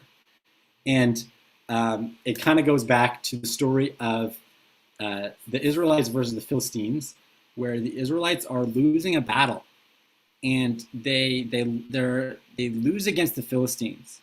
And so in their next battle, they're like, we need to win. So they bring the Ark of the Covenant into battle, and they still lose. And they're like, surely God will fight for us. No, God lets them lose. And the Philistines take the Ark of the Covenant, and they put the Ark of the Covenant in their sorry, I'm just reading the chat right now. They put the Ark of the Covenant in their temple. So here's their little temple, and this is their little temple room. And what is happening is the next day they wake up, and Dagon, their god, has fallen before the Ark of the Covenant, and his hands and his head are cut off, and his hands are on the threshold of the altar. And so it says in 1 Samuel 5:5 that the Philistine priests, like, let's say the threshold's kind of like the entranceway. It represents kind of this sort of the realm between the world, and the threshold into the room is entering the world of God and of the gods. And so stepping over the threshold, the hands kind of landed near the threshold, more over here maybe. And then so the Philistines started to step over the threshold when they would enter the room. And this kind of represents, it's like respect out of Dagon, because Dagon's hands fell before God. And so a lot of people think, okay, so the Israelites were so influenced by the Philistines that they're now practicing in a tradition that stemmed from the Philistines being intimidated by Yahweh. And so it's crazy to wrap your head around the Philistines creating a culture based on their humiliation of Yahweh, as it says in 1 Samuel 5:5. The Philistines would step over the threshold. And then the Israelites look up to them so much, and they're so enthralled by their culture that they start developing this tradition that stems from their humiliation. So it's quite crazy to think about. This is how far we've gone, and this is how bad it's been. And then there's other stories. There's another kind of idea that maybe they used to think that there's demons that lived in the threshold of a doorway, not specifically an altar, but like, let's say that there's little demons hanging out under here, and there we go. Here's a demon, and stepping on the threshold would wake them up, and then they'd be mad at you, and so then there's maybe people would step over the threshold of a house. Could also be an altar, or the temple. Oh yeah, I guess it's not specific to a temple here. So it could be either one. Couple of options for you guys. And yeah, I just kind of want to look back at what this whole chapter so far has been about, because it seems like from the beginning to the end, there's like a major sin of the people. And it's very much to how they act and how they worship. And God seems to be really on them for how they worship. And it's such an interesting time too, because if you think of Josiah's whole thing was about worship reformation. And so Zephaniah, you can see this is the same thing, is he's really on the people about what they're doing and how they're worshiping. And I think I kind of asked myself while studying this, why were they doing this? And I think when it comes to worship, they just didn't understand what worship was. Like, the problem isn't if they worship. I think God assumes that they're going to worship, but it's how they are going to worship. And like, I think that, you know, humans are always going to be worshiping something, and God cares about what that something is, because yeah, he wants us to worship him. And so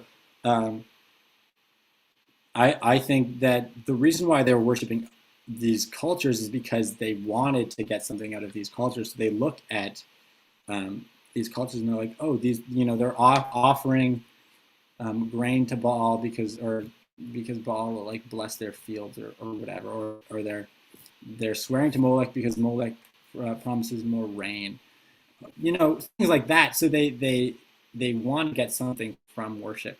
And yeah, I don't think that that's what worship is about. And I think it's a good question to ask ourselves: what are we worshiping? Not because it's what we need to worship or what we should worship, but because this is what the culture around us is telling us to worship, and what the culture around us is telling us to value. But ultimately, that's evil and wrong, and that leads to death. And yeah, I mean, personally for me, I sort of felt like I was spending too much time on like Instagram and YouTube and Netflix. So I decided this year that if that's going to stop me from worshiping God, and if that's what the culture is telling me to put above God, then I should stop using those things. So that's what I've been doing in my life, and I encourage you guys to think about what about worship God is asking you to redirect towards himself. Okay. So back up a little bit, because in verse 8, it talks about punishing the officials and the king's sons. And Josiah is the king. These are his sons. Let's find out what happens to them. So this one dies. They actually all die. So this one is taken by Necho, and he dies in Egypt. And then what happens is his son, or no, his brother, Jehoiachin, is the next one. And he ends up being a vassal of Egypt. Actually, the Necho puts him in charge because he likes him. And then they become a vassal of Egypt, and Egypt taxes them, and then he eventually becomes a servant to Babylon. And yeah, and then his son becomes king by Babylon, and he ends up being surrenders to Nebuchadnezzar, and he's taken away, and the riches are taken away. This is like the deportation event. And then his uncle is put into place, Zedekiah. And Zedekiah has also it pretty bad, put in place by Nebuchadnezzar, and then he rebels against Nebuchadnezzar. Jerusalem is besieged, his eyes are put out, he's brought to Babylon, and his sons are killed. So here we have this literally all of Josiah's sons are punished, and in such a brutal way, and you can see that throughout First and Second Kings. Just Second Kings here, and also Chronicles. Yeah. Okay. I kind of wanted to spend some time and talk about Fishgate. One of you guys mentioned Fishgate. I will talk about that more too, and the hills. It's just a very visual thing, and I thought this would be the perfect time to give you guys an idea of what that meant. So, starting off with the first one, it talks about Fishgate. We actually know where Fishgate is. Sorry, it's right. It's between the gate of Ephraim and the Tower of Hanali. If you look at this verse, sort of Nehemiah kind of scouts the walls or builds the walls in this direction. So we kind of have an idea of where it is. Yeah, somewhere along here. So the northern part of Jerusalem. And if we look at next verse, is the new quarter. So new quarter also means second city, or new city. Basically, this is the old Jerusalem, this sort of outline right here. This is the Jerusalem during the time of David. Now, during the time of Hezekiah, Jerusalem becomes 3 or 4 times bigger than it's ever been. So way bigger, and you kind of have these new sections of this city. We don't actually know which one's called New Quarter. Hezekiah kind of does some work in the spring here. This is sort of that river that he rerouted that someone was talking about. And so we're thinking, okay, he did a lot of work here. This could be the New Quarter. This could be the New Quarter. We don't know. We just know it's probably one of these places. It's the new part of the city. We have a verse reference where someone lives in it too. I don't know if I have that up. But so New Quarter. So then the hills, also pretty vague. There's a hill over here, and there's also a hill over here. So so it could be one of these places. Likely, it could also be like the hills off in the distance. Either way, we're kind of building a picture of the geography of what's happening. The next place Zephaniah mentions is the mortar. Now, a mortar is that thing right here where you kind of have a little bowl. It's kind of an actual bowl, and then you have a little pistol. And what you do is you put your seeds in here, and then you use your mortar to grind up the seeds. And so likely what that is just a spot that looks like a mortar. And so you have like maybe like a divot or sort of this sort of shape of the land. So like any valley would be a good place for a mortar. We have maybe here or here, maybe people living outside the city in a mortar. So you end up with this sort of, as you can see, the places in the city are very different. And just imagine Zephaniah standing here and pointing to these places while he's talking about Israel, as he's pointing, look, this is being destroyed. This is going to be destroyed. This is all going to be destroyed. And this becomes a very visual image of God's destruction, is he actually can reference these points, and he's pointing to these places while he's talking about them. And yeah, it just ends up being kind of all around this city. Cool. Okay. Chapter verse 10.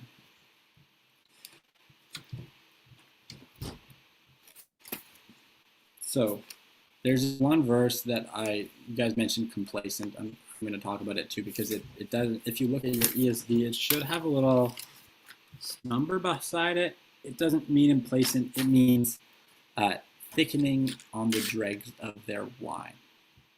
Now, I don't know if you guys know about wine, but I took a course that explained wine, so I can explain it to you guys. So what happens is there's yeast. That wine is full of sugar. There's a little sugar molecule, and what happens is yeast is added to the wine. Yeast, and what it does is it takes the sugar molecule and it turns that into alcohol. And that's how yeast live, is that they use the sugar and they get energy from the sugar and they make alcohol. So here's the alcohol. And so it does this until there's no more sugar. All the sugars turn to alcohol, and then the yeast ends up falling, and it ends up falling onto the bottom of the wine.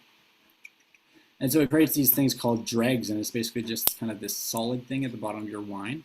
And normally what this does is it makes your wine taste very yeasty.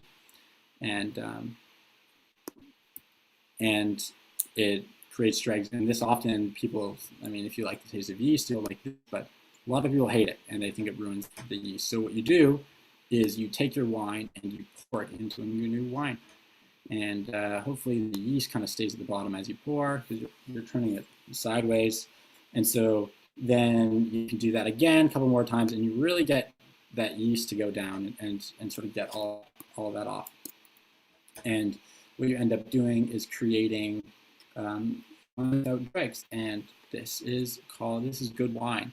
And sort of what you have here is people who are complacent, and they know what to do. They know the right thing to do. They know how to make wine. They know that dregs ruin wine, but they're sort of hanging out, sitting on the dregs of their wine, letting it get bad.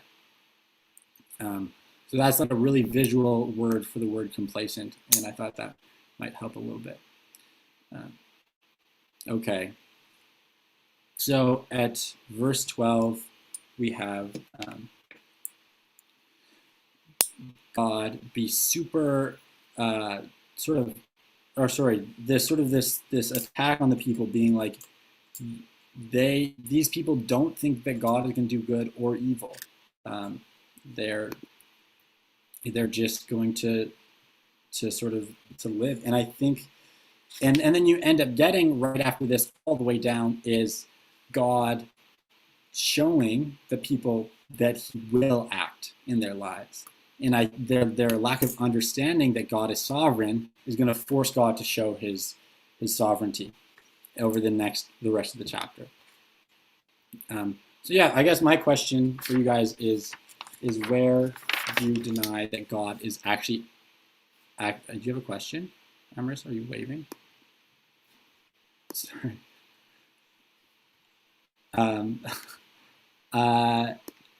Yeah, so my my question for you guys is where do you guys deny God's involvement, and where do you think he's not going to act? And for me, in my life, I think that sometimes it's easy to, even with my Christian things I got going, is to think, oh, God is not doing anything, or God is he's kind of just hanging out. I think for me, I've like tried to start a young adults group with my sister and a youth group, and we average about three people with my youth group and like 6 people with my young adults group. So it's hard to look at that and be like, God is moving and God is doing something.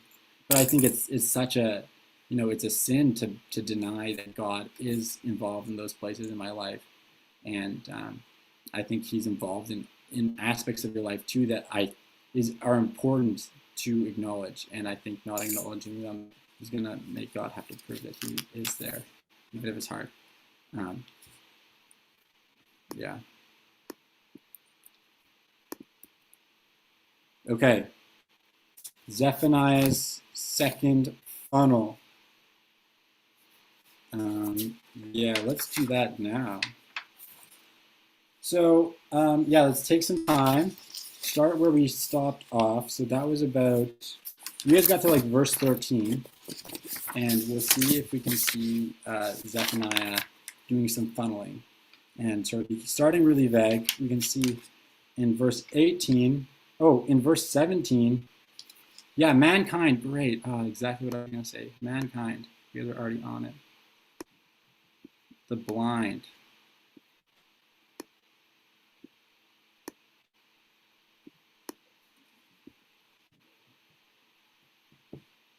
Good, mighty man. I don't know where that's from.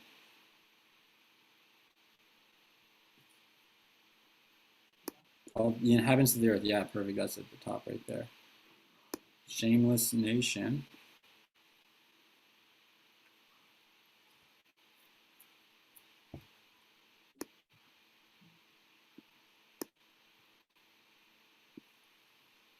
Yeah, shameless nation. Okay, shameless nation's right at the top. All the humble of the land. Yeah, okay. Good. It doesn't all have to be negative.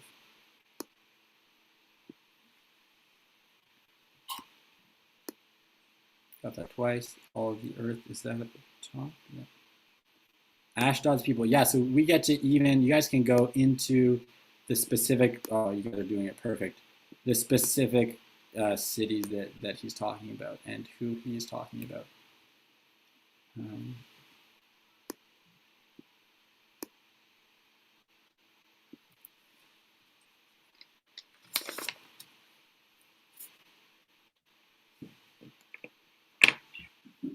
Canaan, yeah.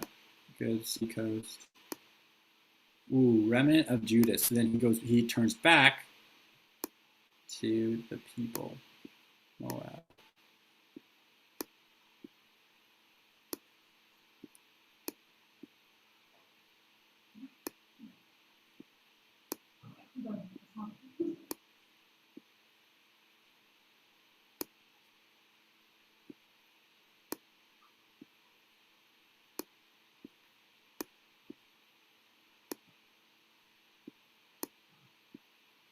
Cushites. Good, good, good. Keep on going, guys.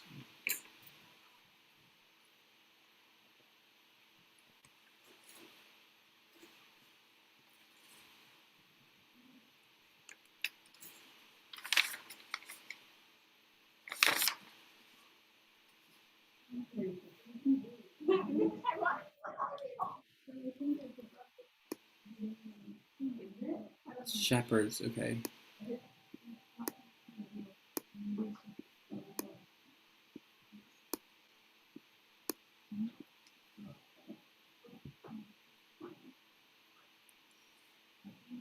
Good. Yeah, don't feel afraid to go into chapter 3. There's nothing off limits until it gets more vague again.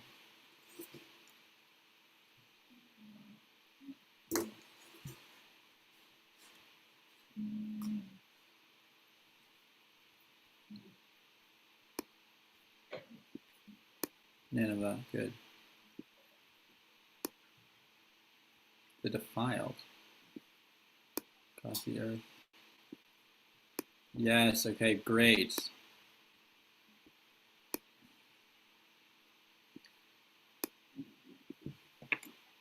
Okay. Yeah, so here we have the same sort of theme. Starts with the earth and kind of funnels its way down to mankind, then to specific people groups, then to Judah again, and then to specific people in Judah. So the same kind of funnel thing can be seen here. There might be like a funnel inside of a funnel. Oh, a funnel inside. What are you talking about? It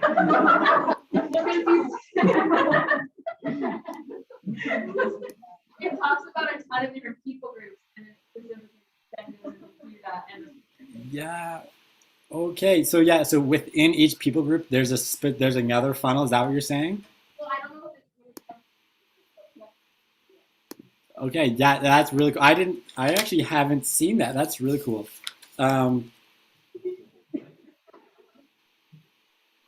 Yeah. Yeah. That's sick. And then what also is happening is within those people groups, you notice that sometimes they have a little switch to something bad happens to the people group that actually is good for Judah. So this kind of another sort of, it's kind of almost a reversal again, is God is making these places for the people of Judah, and there starts to be a little bit of restoration. But great observation. That is really cool. And I love the colors you guys are choosing. Blue and yellow, orange is very color coded. Okay.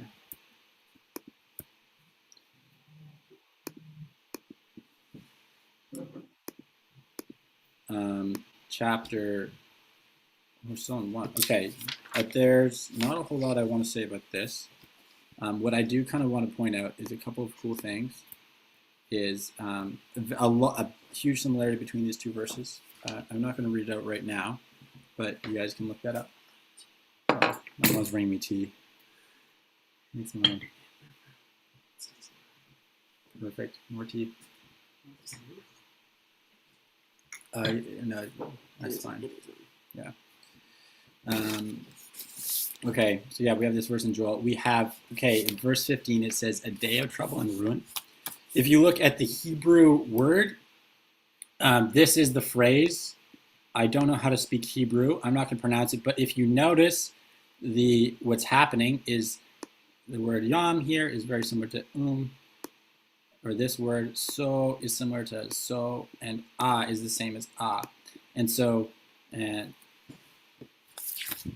what this is just a repetition of, it's just another literary device used. It's a repetition of the same vowel or sounding in a word or a phrase. And that's the Hebrew word, if you can read Hebrew. And then here's the reference to Deuteronomy that I was talking about before. Okay, moving on to chapter 2. This is...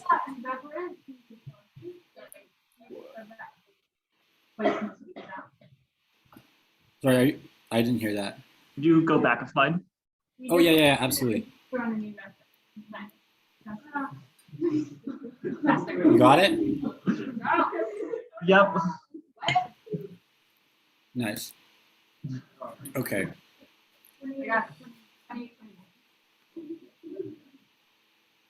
Sorry, do you have a question? Sometimes when you guys talk, I just hear a lot of like mumbles. Yeah. I'll speak up if anyone has a specific question. Okay, perfect. What? Don't worry about it. So in the start of chapter 2, God calls the humble of the land, and I think what is cool to ask yourself is so far the sins, what I've seen at least, is that the sins seem to do with worship, and God's calling us to come out of that false worship and to be humble. And so I think these ideas are very much connected, that this humility and this worship are the same, or they're not the same, but they're thematically the same. And I don't know, think about what is about worship and humility that that's similar. And I think for me, what I believe worship to be is kind of laying down your desires for what you want in worship. What I've noticed at least is when I come to worship, and I come to worship not to get a feeling, like not to experience, oh, the Holy Spirit, but when I come to worship because of who God is and not anything I can get or anything that I need, then worship changes for me. And worship becomes so much more powerful, and because it's not about me anymore.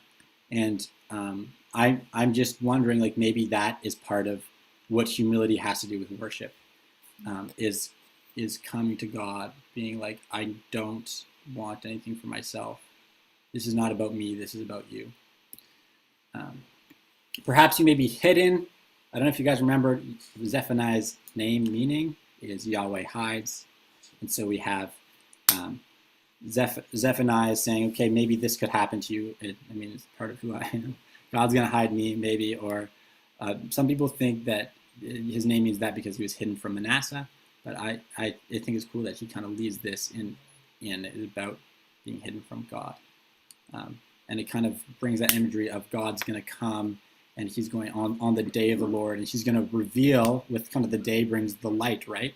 He's going to reveal all the sins, and he's going to reveal kind of this destruction, but maybe you'll be hidden from that, and you won't be exposed to all that that's going to happen. Okay, the Philistines in chapter 2, verse 7. So more literary devices, Elkron and Gaza both have the word doom in their sound. So it's very much, it's a like sign of there's going to be doom that happens to them. And then if you notice that more cities, these cities are commonly referred with Philistia whenever people talk about Philistia. So it happens a couple times when they talk about Philistia, they mention these 4 cities, so they seem to be pretty major cities. The Cherethites. Now, we don't actually know who those people groups are, but they seem to be very connected to the Philistines. So they're probably like a branch, sort of like the Chaldeans and the Babylonians are like, are they the same? Are they different? I don't know if you guys talked about that yet, but the Cherethites and the Philistines sort of seem to be that relationship. Like they maybe are like a branch of Philistines, but they seem to be referenced with them. So maybe they're the same person. Maybe it's another word.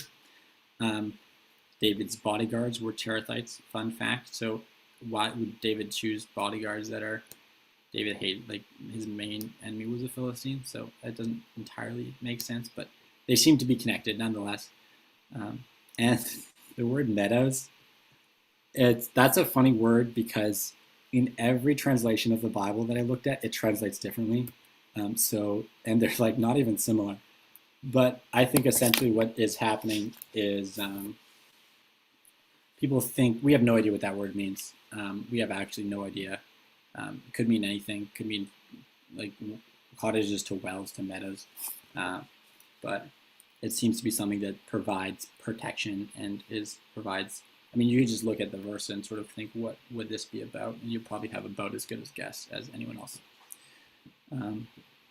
Okay, I also really like the reference to Moab and Ammon, which will become clear in a second as we go through it. But okay, yeah. So there's quite a bit of history with Moab and Ammon. The first encounter is with Balak and Balaam with the Moabites in Numbers 22. That whole story kind of revolves around Moab trying to taunt and intimidate the Israelites. And so this is very ingrained in their culture, is this conflict between them. And you have so here a bunch of references of even more conflict that kind of started all the way in the beginning and has kind of continued and has never really ended.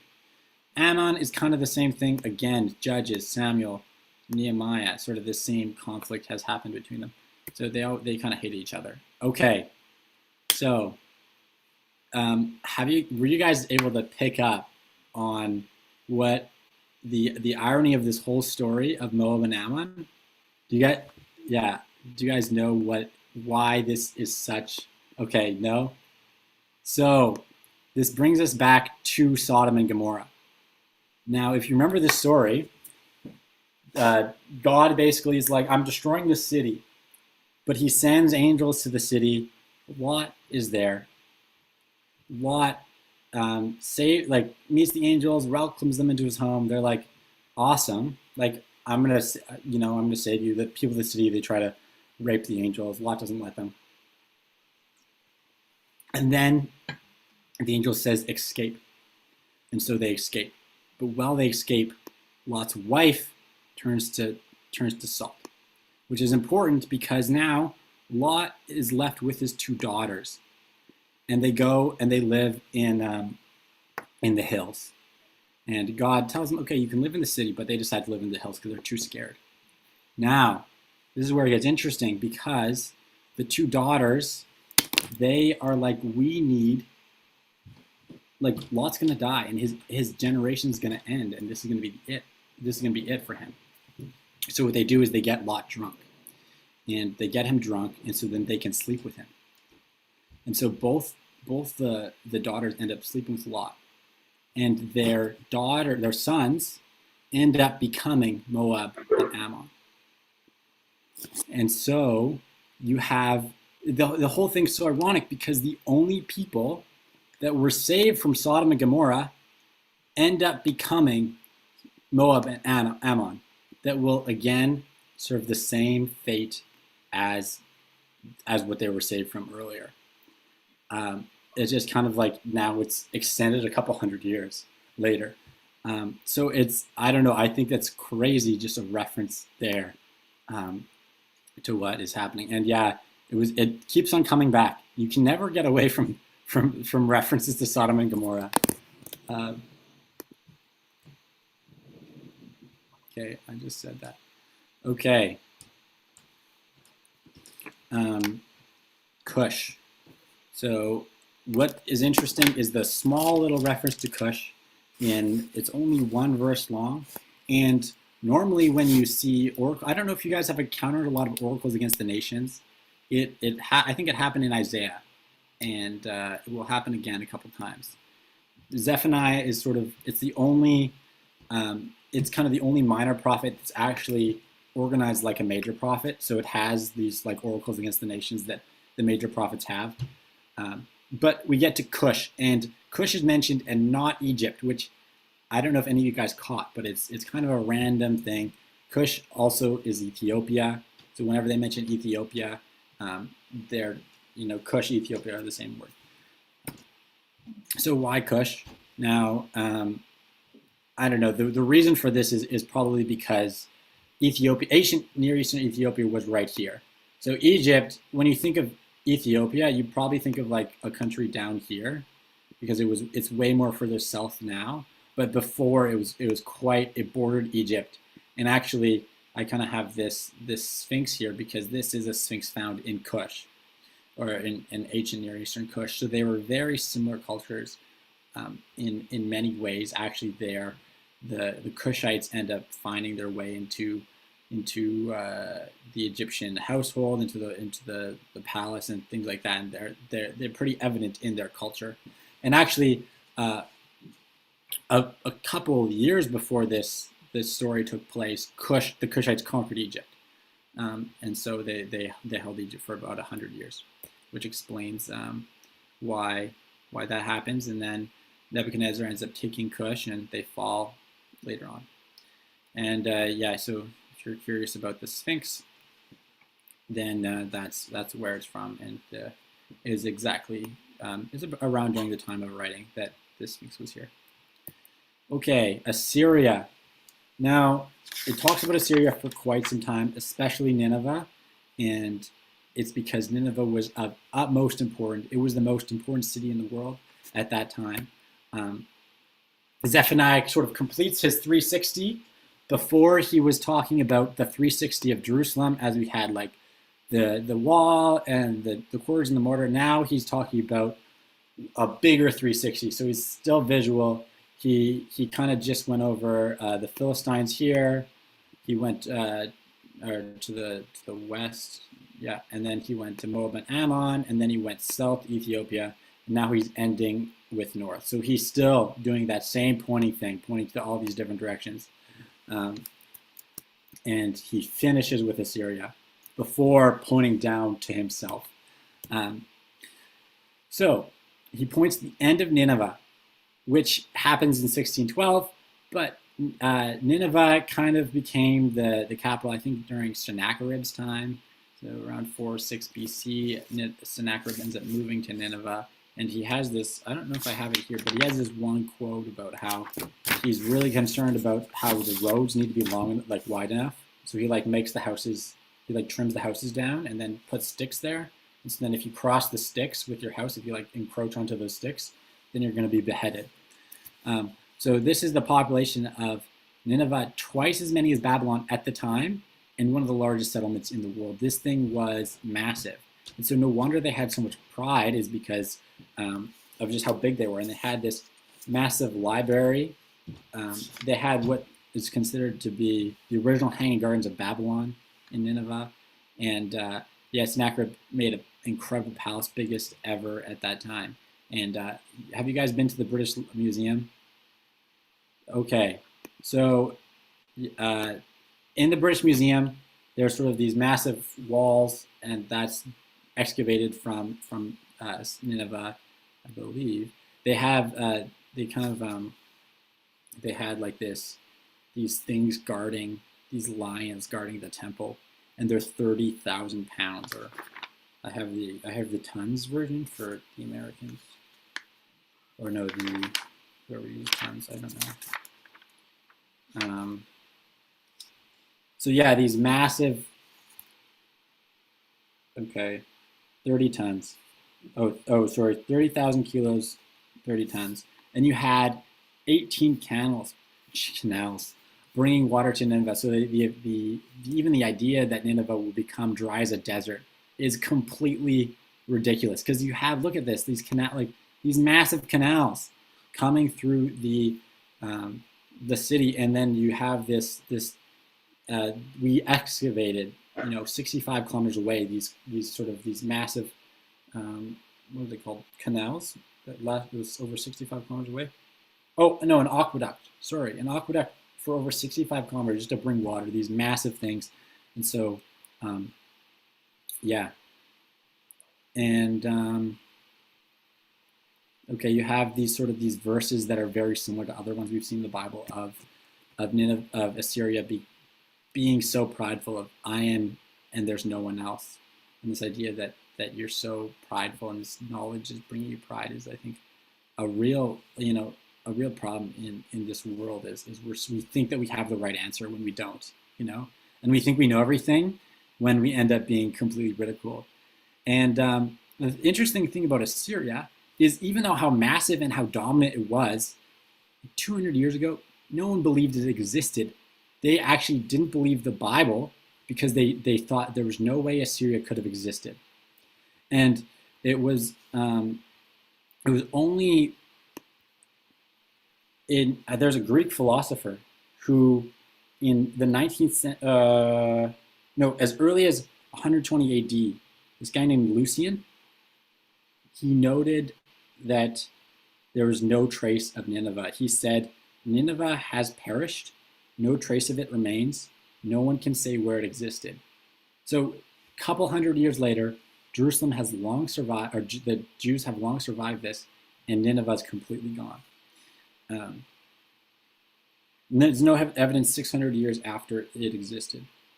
And yeah, it was until the 19th century that we excavated Nineveh, and we found this massive temple that had been just completely, or this massive city that had been completely buried by sand. Hey Joseph. Yeah, what's up? We disconnected for the last 15-ish seconds. Could you repeat what you said? Okay, yeah. So, what was I talking about? Nineveh and the excavate. Was I talking about like, archaeology? Yeah. Okay, so go ahead. I was gonna say, I think the last thing you said was about Lucian. Yeah. So Lucian, he said, Nineveh never has perished. No trace of it remains. No one can say where it has existed. So 600 years after Nineveh was at the height of its world, at the height of the world power, 600 years later, no one noticed it was gone until no one noticed that it even existed, and then people ended up disbelieving that it was even there until the 19th century when we excavated Nineveh and found and other cities in Assyria and found these massive cities just buried. But it's crazy because it was a reason why people didn't believe the Bible. It's because of Assyria, because there's no evidence of it.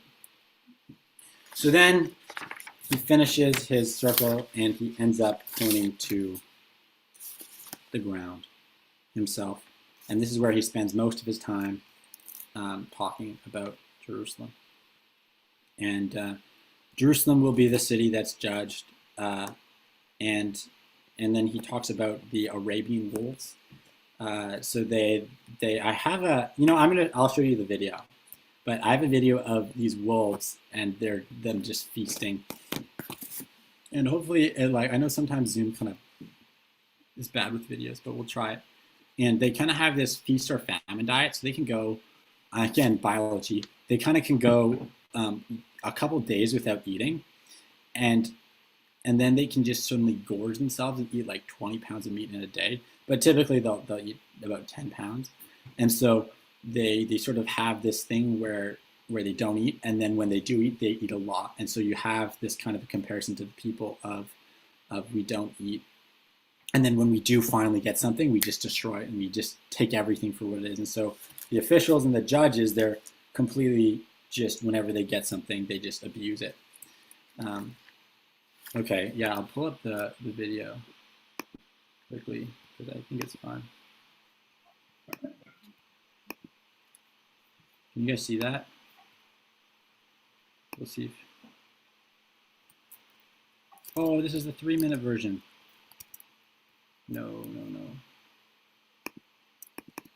I don't want that. Sorry.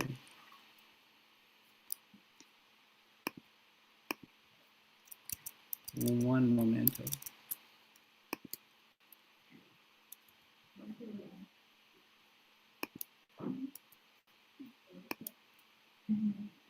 Okay, I got it. No worries, guys.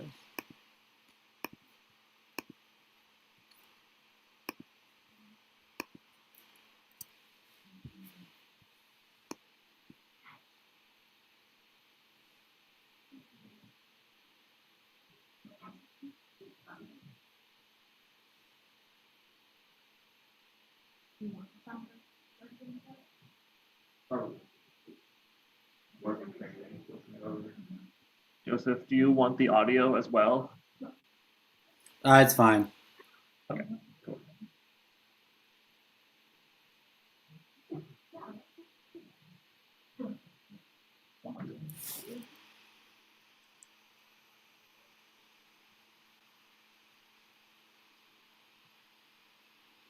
So I guess there's no audio, so I'll just explain it. They're just saying about how the wolves are actually, these guys are mates, so they're going to procreate with each other, and yet here they just can't, they're not able to share a single food, and yeah, interesting. Okay. And then, of course, God is the standard in which the leaders fail to live up to here. And so God, I think in verse 5, it explains, kind of goes over the even though the leaders are corrupt, God is the example of who to look to, and even though they're wrong, He every day is the example of the one who brings justice. And you can kind of compare that to how it describes leaders. Yeah. So what's interesting is verse 8 is that it talks about how horrible they are and how eager they are to be corrupt. And so this therefore is a little bit weird in verse 8, because you would think that therefore would go to therefore you'll be punished, therefore this will happen, but it's actually a command to wait on God, to wait for God. And so, yeah, I don't know. I thought that was a cool observation. Was why is this here? Okay, third funnel. You guys know what to do. I think you ended. So you could have gone. We went a little bit into the prophets, the treacherous men. So we kind of went up to verse 8, and so let's continue from 3:9 onwards.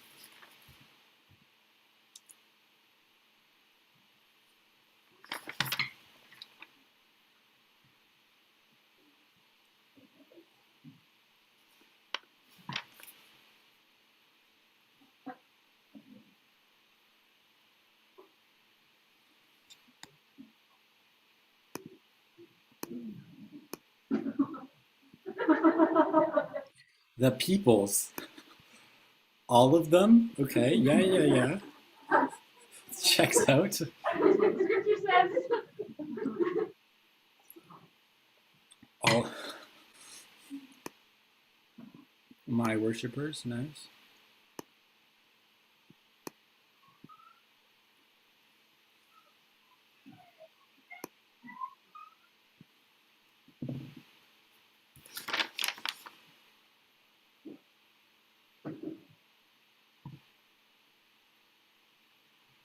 Good, okay. Humble and lowly people. So it describes the type of people.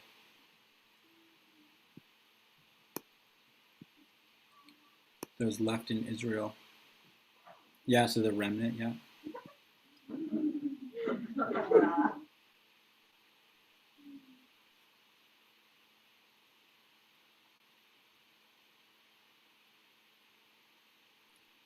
Daughter of Zion, yes.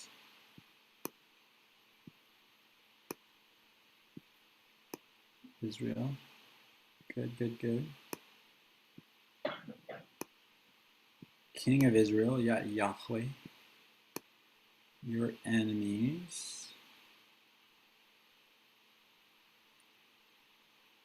Okay, yeah, that's right above King of Israel. Good, the outcast. Okay, I think that is all the peoples of the earth.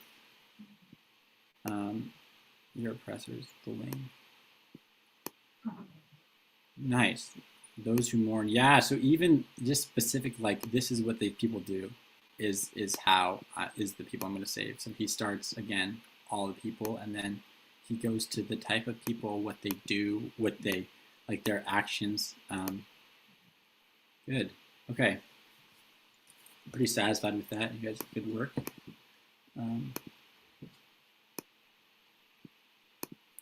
Yes, clear all drawings. And nice. Okay, I have a little bit of time. Okay, I have just enough time. Perfect. To what? Where does it end? Where does it end? Yeah. What end? The funnel. The funnel. The final. Oh, it ends at the end of the book. Yeah. So okay, if you guys want to know, I have the verse references up here to where it ends. So if you're looking at the book and you want to know my opinion of these funnels, you can just go back on the slides that I'll upload, and you can look at those verse references. But yeah, this one brings us to the end of the book. Okay. So there should be the last reversal that I'm going to talk about is in verse 9. I want to give you guys time to see if we can figure this one out. It's another reversal from, I don't know if I want to spoil what it's from. Maybe. Like, I don't want to make it too obvious, but I also don't want to make it impossible. It's from Genesis, I'll tell you that.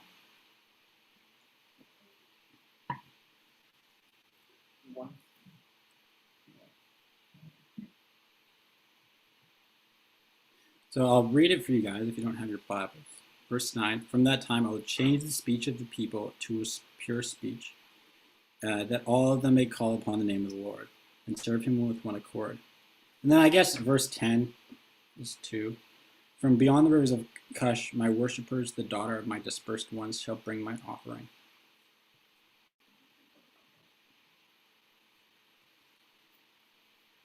Genesis, think Genesis. Think a couple of, Tower of Babel. Yes, okay, nice. Yes, so the Tower of Babel. And I have this image. I don't know if it looks like the Tower of Babel. I don't know what that actually looks like. But yes, okay. So this idea that God is doing the opposite, this time in a good way.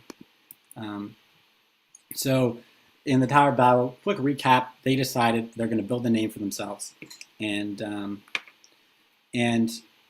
become their own gods, basically out of pride. So another, back to the theme of pride, is they wanted to be gods. And then God had decided, I'm enough with this. I'm going to separate them. I'm going to break their unity.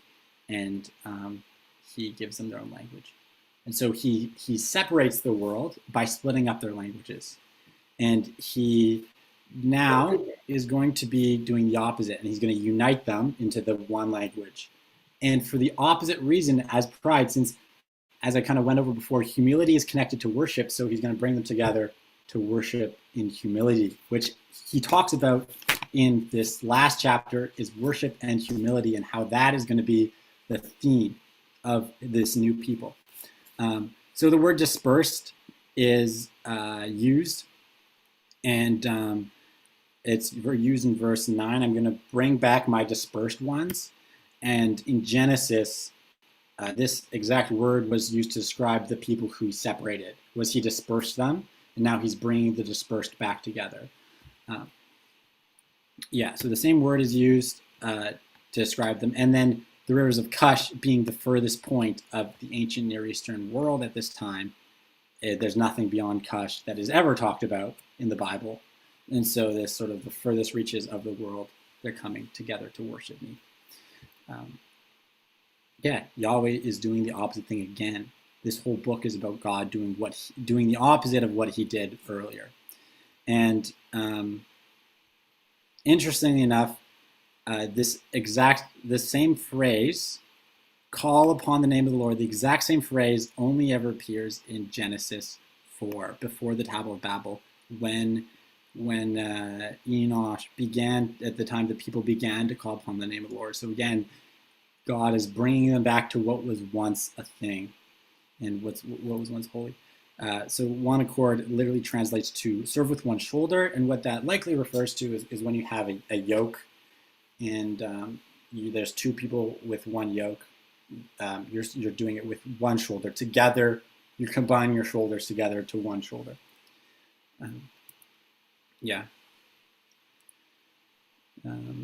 Okay.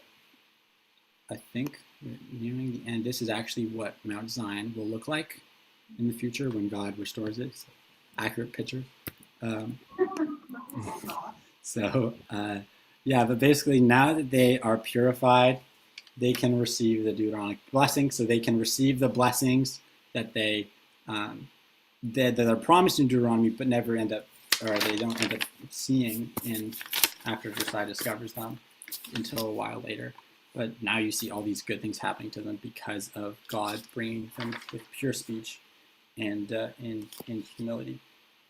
And notice that of who God chooses to leave in their midst in verse 12, the type of people that God wants. Verse 13. Yeah. Yeah, I don't know what I really want to say with that. I'm just going to skip it. Okay, Daughters of Jerusalem is cool. It's referenced again in Isaiah, the virgin daughter, the daughter of Jerusalem. Basically, this symbol of the most innocent people are going to be the people that remains, and the people that serve are not the people that are so caught up in their own sin, but are like innocent and pure. Yeah, I don't know. A question that I had was why is God called the King of Israel? And yeah. So why the King and why Israel? It seems like the King of Judah would make sense. The King of Israel maybe refers to bringing them back to the time of them being together one nation, because that is God's true heart for the nation. And the reference to having no people who mourn for the festival is interesting, because didn't Josiah restore the festivals, or at least the Passover? So what's really happening here maybe is not really being fulfilled. Maybe this is a reference to before Josiah's major reformations. But either way, it's just being restored. And yeah, I think that's kind of all I have for this book. My one question for you guys is what is God speaking to you? I think I did a little bit of grading last year for this SBS, and what I thought was really cool was when people I saw sometimes that people would give up, like they wouldn't have necessarily the best builds, or they would they wouldn't have maybe the most impressive build. But when I got to their applications, I would like sometimes just be like crying, because they were like, this book has clearly changed their lives. And so I just think, like, I encourage you guys to I love a good build, and I love reading them, and they're so impressive, and they're so cool, the things that you notice and you see in the book. But like, the reason why you guys came here, right, was to be changed. So I just encourage you guys to spend time like asking God what he wants to say in these books, because if you don't apply it to your life, then there's no point, right?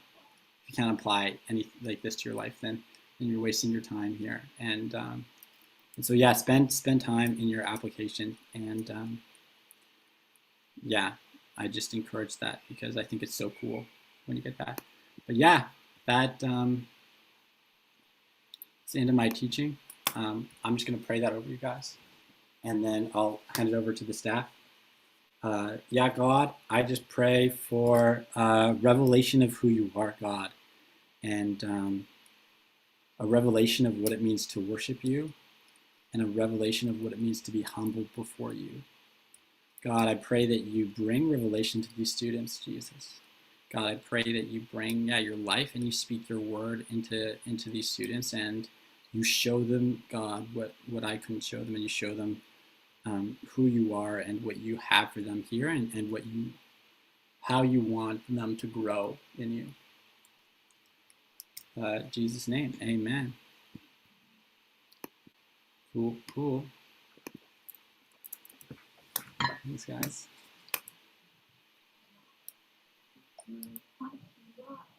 Thanks, Ben.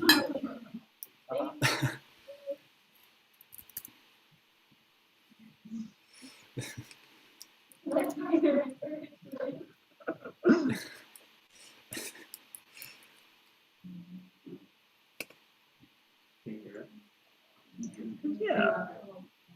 Oh, actually, yeah, let's unmute you guys, and I'll mute. Yeah, so I think it was really cool how you let us engage, like, in your presentation and your slides, and like actually look for, who was, being spoken to, on a broad term down to the specifics. That was just really cool. It's really easy to overlook when you're not looking for it. So having us do those exercises to like see like who Zephaniah was talking to, like, east, south, north, just those different nations as well. and Jerusalem, like bringing that all together, how you brought that all together just really like changed how I look at this book, because like I've already done the yellow read, the color coding, and the PTs, and I haven't seen that yet. So thank you for bringing that all in. That was really cool. Cool, thanks.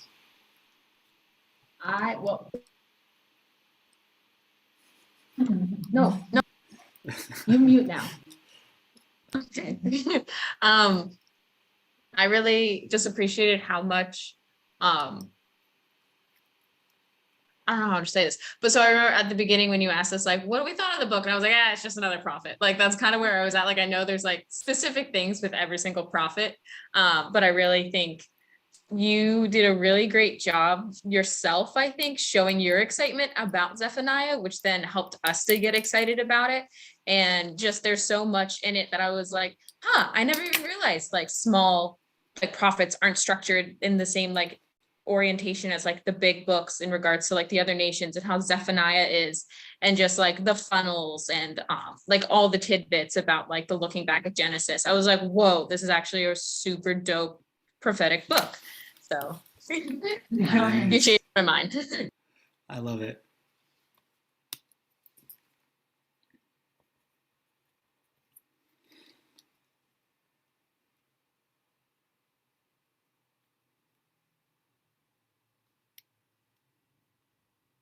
It's really cool.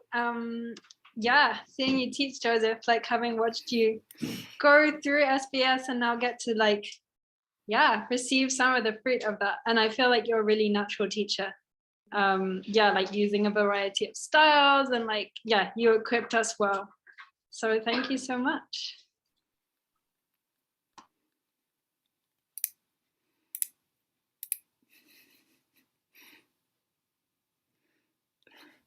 Okay.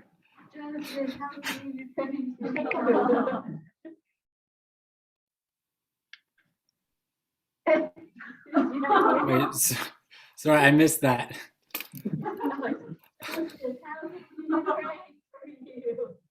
What? Oh, how can you pray for me? Okay.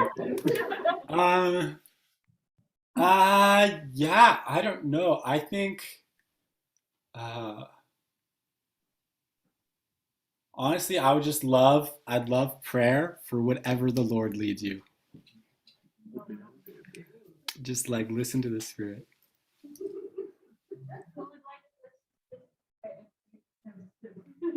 No pressure though.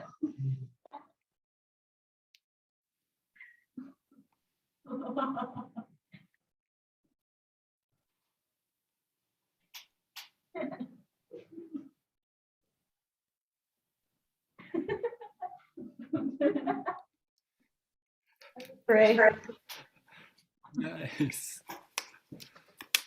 Father, just thank you for Joseph and just the blessing that he's been to this school and just the words that you've given him.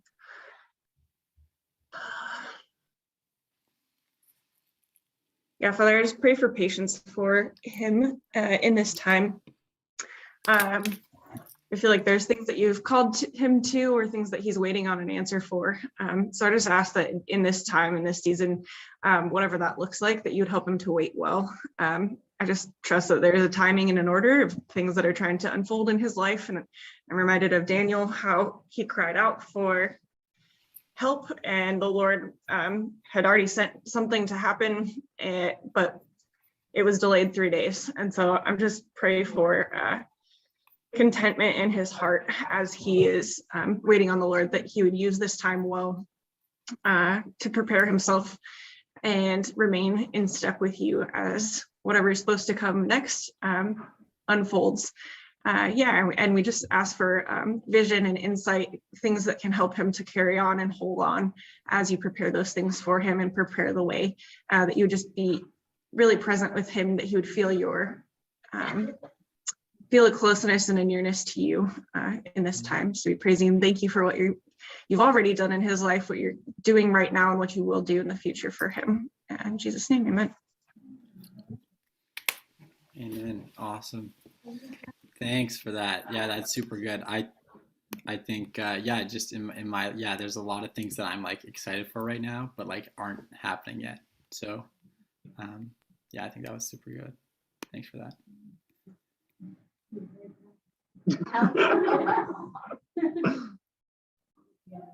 Announcements? Nope. No announcements. Yep, so now we have horizontal checks. So Joseph, you're welcome to stay if you'd like, but you don't have to. I think you got this, Ben. I trust your leadership.